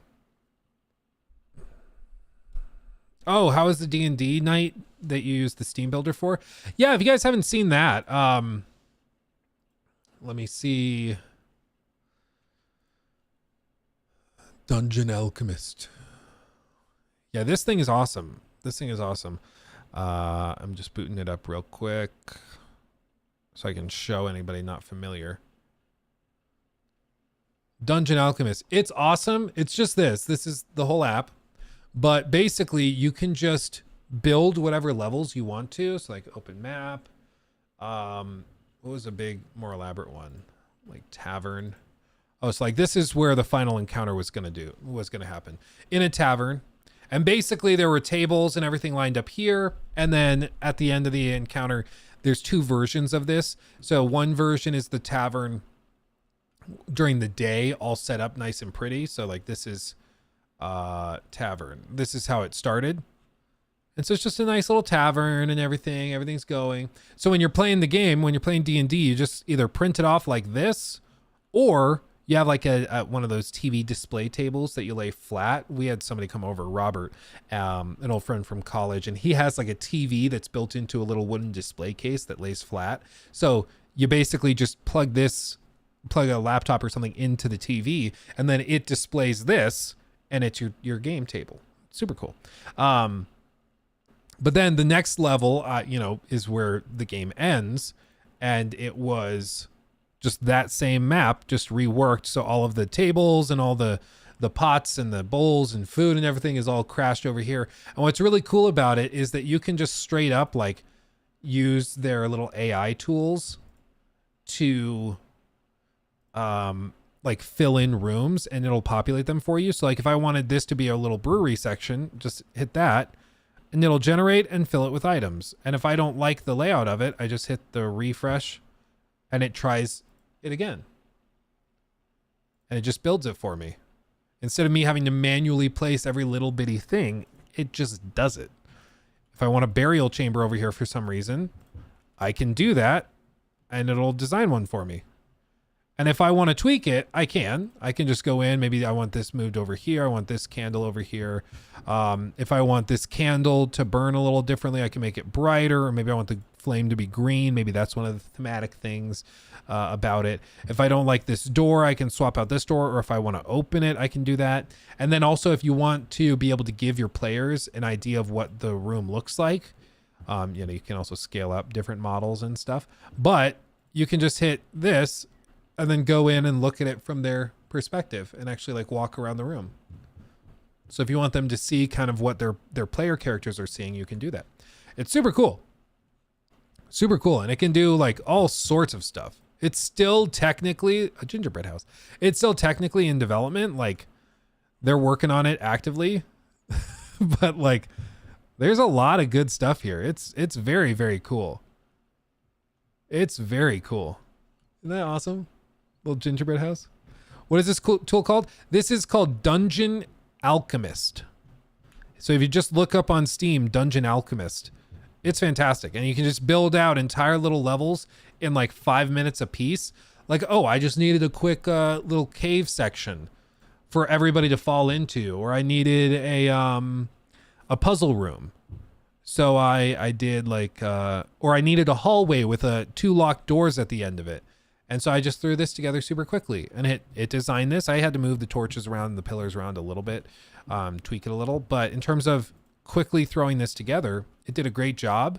And then you can go like this and actually like play the game. And that's what we did, is we just like put this on the display, and then the mini characters were on here and they were able to move through, and it just worked. It was great. It was great.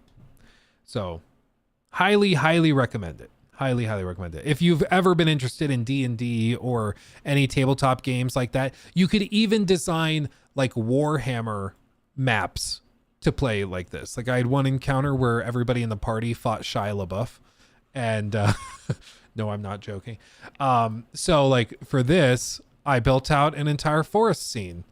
So like they were walking through the woods and they got to about here, and then they felt something was watching them, and they turned back, and about 30 feet back is a naked, gaunt man. Then he drops to all fours and starts to chase you. He's gaining on you, and then you see his face. There's blood. By God, there's blood everywhere.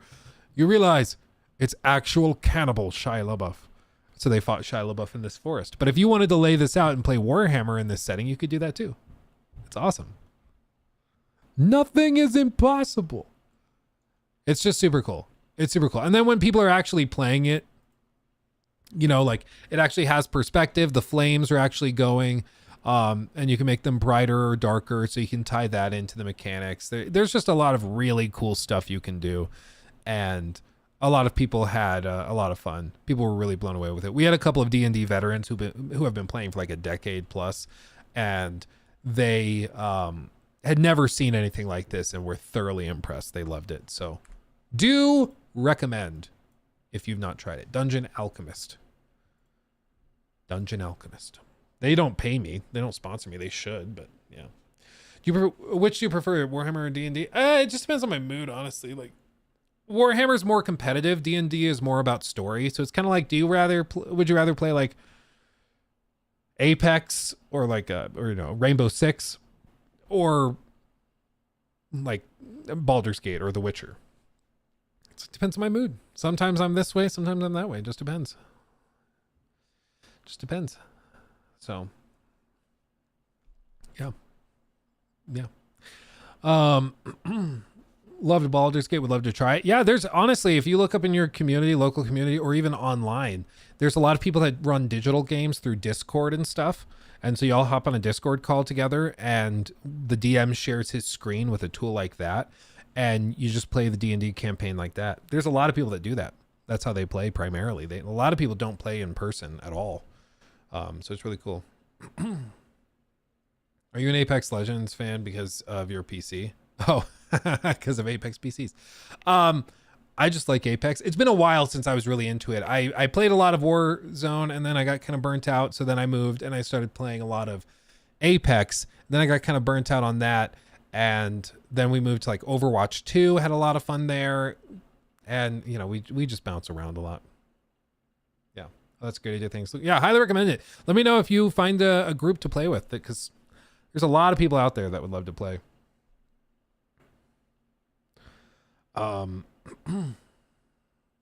In your outro, where's the "he took my thing" from?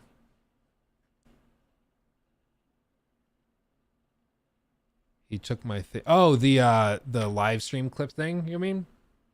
I don't know. You have to ask Jacob where he cut it from. It's a great question. Oh, the 40-year-old game, the guy. Yeah, that thing's crazy. But that's the magic of D&D, is that you can do that kind of thing. It's super cool. Yeah, you have to ask Jacob. Where did the Vice documentary about the guy running a 40-year-old no, I just read that one.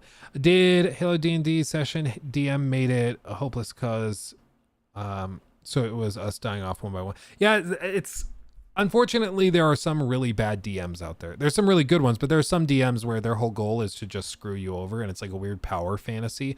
There's also horror stories of like, there was one story I heard that was a DM had like a crush on a girl he knew since high school, and so they played D&D together and he was DMing for them, and he used it to like live out his fantasies with her. It was really, really awkward. Like the girl is playing a tiefling or something, and he's like, you meet an NPC who's the most beautiful man you've ever seen, and he shows an interest in you. And so she's like, okay, well, role playing, I'm probably interested in him too. So they start to follow along and like play it out. And like straight up, he has like romance scenes where those like they go on a date together, and like he's role playing as the guy she's on a date with, and then he leans over to kiss you, and then just starts to like describe in detail what he does to her. This character does to her. Super awkward. The best place to go for these like horror stories, let's see. It was, yeah, Crit Crab. If you've ever watched Crit Crab, I watch him on my personal account all the time. But like straight up, he just goes through and he like reads off Reddit posts from like horror stories of people playing D&D. And there's some insanity. So like, yeah, deranged adult chases an 8-year-old in the D&D campaign and like refuses to do it. There are a lot of these stories that he'll go through where it's like some guy that's like just straight up copying some anime he watched years ago, and it's just so cringy. And yeah, man thinks he's the main character, faces the consequences, and yeah, I'm unkillable, you won't rail me. Yeah, so she wants to date the person who wrote the post and freaks out. Yeah, Critical Role fans ruin D&D because they think that everything should be run exactly like that. DM forces players to reenact Star Wars. Like there's so many horror stories like this. Yeah, or this one. I think this was the one I watched where like weird anime guy, when he learns actions have consequences, like they're playing a game. And if it's not this one, it's another one that he did, because I couldn't make this up even if I tried. But it's sad that there's so many examples of these anime bros being so awkward. But like the guy, like he's a weird anime guy. He makes his character after some anime I don't remember the name of. And so he's like, I'm super badass, and everybody thinks that I'm super cool, and that's my character. And he's like, my character's super badass. And like they start playing the game, they're in a tavern, and like the very first thing this cringe fest of a man does is like, I want to know if I can roll perception to figure out if there's any bathhouses nearby. And the DM's like, okay. And so he rolls it. They find a bathhouse, and the guy tries to like sneak into the women's bathroom at the bathhouse. And they're like, what are we doing? Like, bro. And so the whole party's horrified as this like guy, but he's like, no, but my character's super cool, and so all the women would be stoked on me. And so they go in there, and you know, the DM is like had it with this guy. So he has the city guard come in, arrest him, and like perform a public execution And none of the party stops it or tries to interfere. Everybody's like, yep, makes sense. And the guy's like freaking out. It was like, you guys are so mean to me. I was just trying to play my game in character. It was like so crazy. It was so crazy. But people do that like to try and live out their weird fantasies. It's so cringy. It's so cringy. Luckily, if you're playing D&D with friends, you're probably not going to deal with that. When you meet up like random people to play with, there's a chance that you'll run into one of these horror stories. But you know what? If that happens, you can come into chat here and tell us all about it. And we will be thoroughly entertained, I'm sure. So, yeah, I'll look forward to that. But I've never had a horror story like that. Like, not really. The extent of frustrations I've had is like people being on their phones in between turns during combat and stuff. So it's like, okay, it's your turn. What do you do? And they're like, oh, what's going on? I was browsing TikTok. And it's like, okay. But guess what? Those people usually don't get invited back. Because if you're not going to pay attention, like, what are we doing? Got to defend my DM a little bit. We were all in on it. It was a large fall of reach. But yeah, I've seen DMs power trip hard. Yeah, some people just like lose it. What's funny is just there's so many of these stories that like Crab will go through where, yeah, Weeb DM rides the anime railroad. DM PC has the power of God and anime on his side. Yeah, r/RPG horror stories. Is that the whole thing? Is that where they come from? r/RPG horror stories. Oh, there's a lot.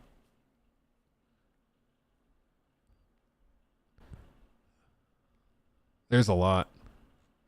And it's just like these guys go in here and they go in here and break down the horror stories of what they've had to deal with. And it's crazy.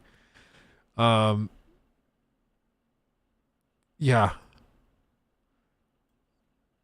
Yeah, just some absolute horror stories.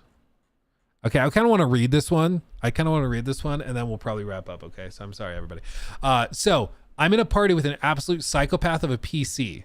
Oh, I guess we could try this as a segment, Jacob. New segment. So these are RPG horror stories. r/RPG horror stories. So like people playing games like D&D, just sharing their horrifying experiences. And so this guy, I'm in a party with an absolute psychopath of a player character. He only plays psychotic player characters. Just to preface this, I am not a pacifist player by any means, and maybe I'm just being a sensitive little baby about this whole thing. So please be brutal and as honest as you can about this whole ordeal. Thank you. Enjoy this story. Brutality ahead. Read with discretion. I have a friend who I just started playing D&D with, and he's driving me a bit nuts. He always plays these chaotic characters, which you can, but to an absolute brutal level. He has made 2 characters, Mug and Grug. I already love the names. To the surprise of everyone, I liked Mug as a PC. He was a dumb, strong, bloodthirsty rock gnome, which everyone made sure he was kept in check. We have this, how do you want to do this sort of thing, where we have our finishers and such, which is normal for our group. He was brutal with that. But we were all to a fault in that game. For example, being an enemy melting away, from being tossed in an acid potion. But then we get this. I stab his belly, shaft my knife across it, take out his intestines, and wrap it around his neck, and pull until I heard his voice weave and replaced by a snap. Jesus Christ almighty. I throw my acid bomb at him as it explodes his flesh, skin and bone melt away into nothing. Wow. Just the amount of detail into deaths and such is very much. Again, I could just be sensitive about this brutality, but the example I stated above was really the worst of it until the new campaign where he played Grug, the title PC. He's a cyborg warforged with a knack of collecting skulls. Was this brought up in session 0? Nope, we didn't have one. So everyone but me played as chaotic evil PC, which is fun. I could see that being fun, like a whole campaign of chaotic evil. That could be crazy. Logan, also, thank you for the 300 bits. Ooh, did you hear about the official Tomb Raider and Crystal Dynamics putting the Tomb Raider remastered until the fans started complaining? Oh, really? I did not hear about that, but that's funny. They don't know when to stop. That's funny. That's until it's like, oh yeah, we should probably do that. That's funny. I hadn't heard about that. That's crazy. I'll have to look into that. But okay, they go on. Grug was so brutal, it would make the makers behind Mortal Kombat, Art the Clown, and Freddy Krueger say, Jesus, take it down a notch. Like, he would make the enemies suffer. And since he was a min-maxer, every hit was a killing blow. So for a bar fight, it was, I grab his arms, rip them off, and then I rip out his tongue and pocket it. Then I grab both sides of his mouth while he screams and split his body in two. Jesus. The next round, I take my sword and cleave it between his legs. I grab the top of his head, push down slowly, sawing him in two. Bro, this guy's got problems. And the next round, like, just to think of these things, I worry. Just to think of them, I'm worried, you know? I'm worried about that. The next round and the next. This ends with the last game session. We are trying to save an important individual from a band of hired swords. As we are walking through, we get ambushed by 2 mercenaries, which our bard and warlock kill them in swift fashion. Grug and I hid while we hear more mercenaries charging to the gate. So I cast snare as they run through, and 4 mercs get caught in the snare, whilst the 4 get into a fight with us 4.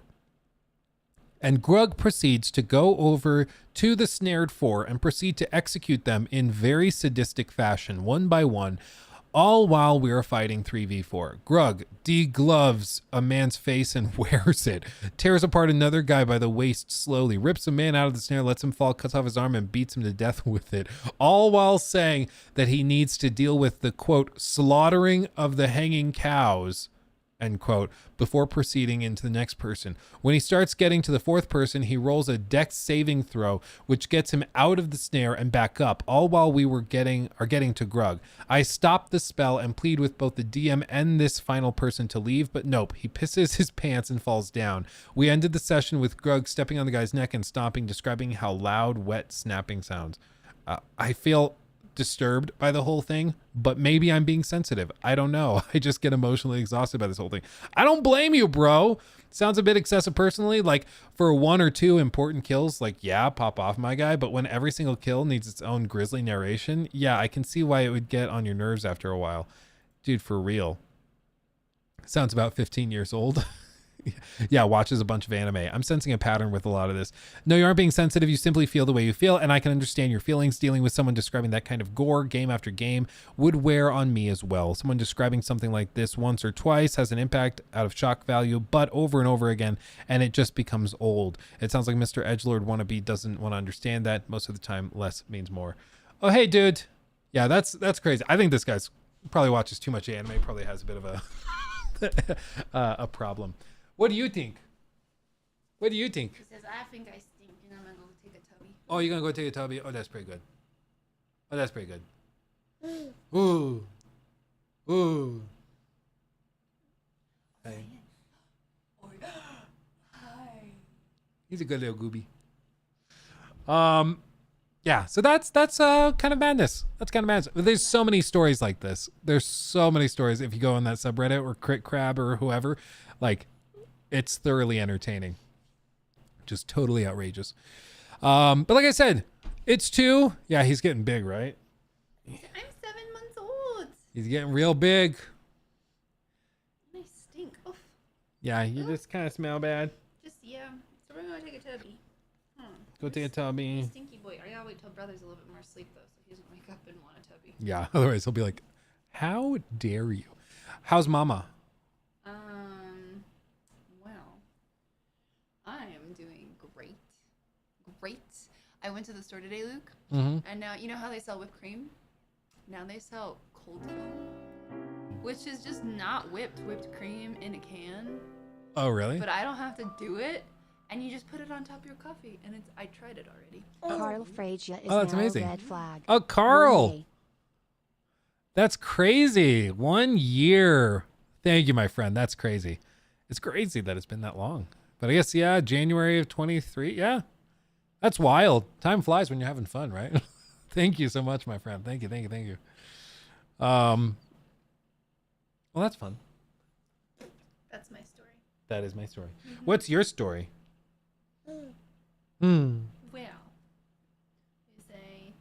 I was really grumpy in the grocery cart, and then Mama had to put a bag on my lap, and I thought that was hilarious because there was nowhere else to put it. Oh, and really? I just laughed about it. What and then was ripped that? the bag. Oh yeah. Mm-hmm. Ooh. Do you have anything you want to say to everybody?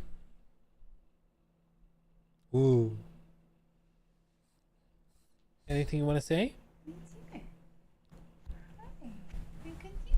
Anything you want to say to everybody? Oh. Yeah. He's eyeing me. There it is. I've had to replace the pop filter on this mic like 4 times because Lockie did it too.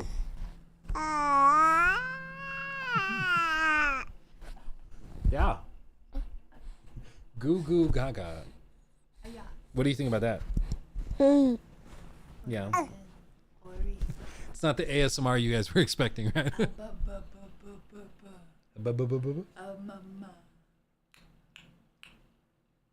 Yeah. He's a good little fellow. He's a good little fellow. He's ready for his own stream. Yeah, basically. Him and Lachlan. Lachlan's funny though. Recently he gets in front of the camera and just gets very shy. Just it's very cute. Very cute. Well, everybody, thanks for hanging with me. Thank you for hanging with me. This has been a wonderful, wonderful day. Sorry for the slow or the late start, but I think we got through some good stuff. Got Jacob plenty of content he can work on. So thank you, everybody. You guys are great. Stay safe out there. We'll be back on Friday. Tomorrow is the Xbox event. I will not be able to stream it because I have a secret, super secret event I can't talk about. So I'll be busy with that. Hey, that's my wire. Thank you. So I'll be busy with that. I won't be able to co-stream it, but we'll be back on Friday with the podcast and the regular stream. And so don't you worry, we'll tackle it there. But it's gonna be a fun day. With all that said, thank you everybody for joining me. I love you all. Stay safe, and I'll see you on Friday. Okay? Much love. Go watch the Last of Us video that's on the main channel if you haven't seen it already. Okay? Much love. I love you all. Do you have any parting words? Everybody. Much love. I'll see you soon. Bye-bye.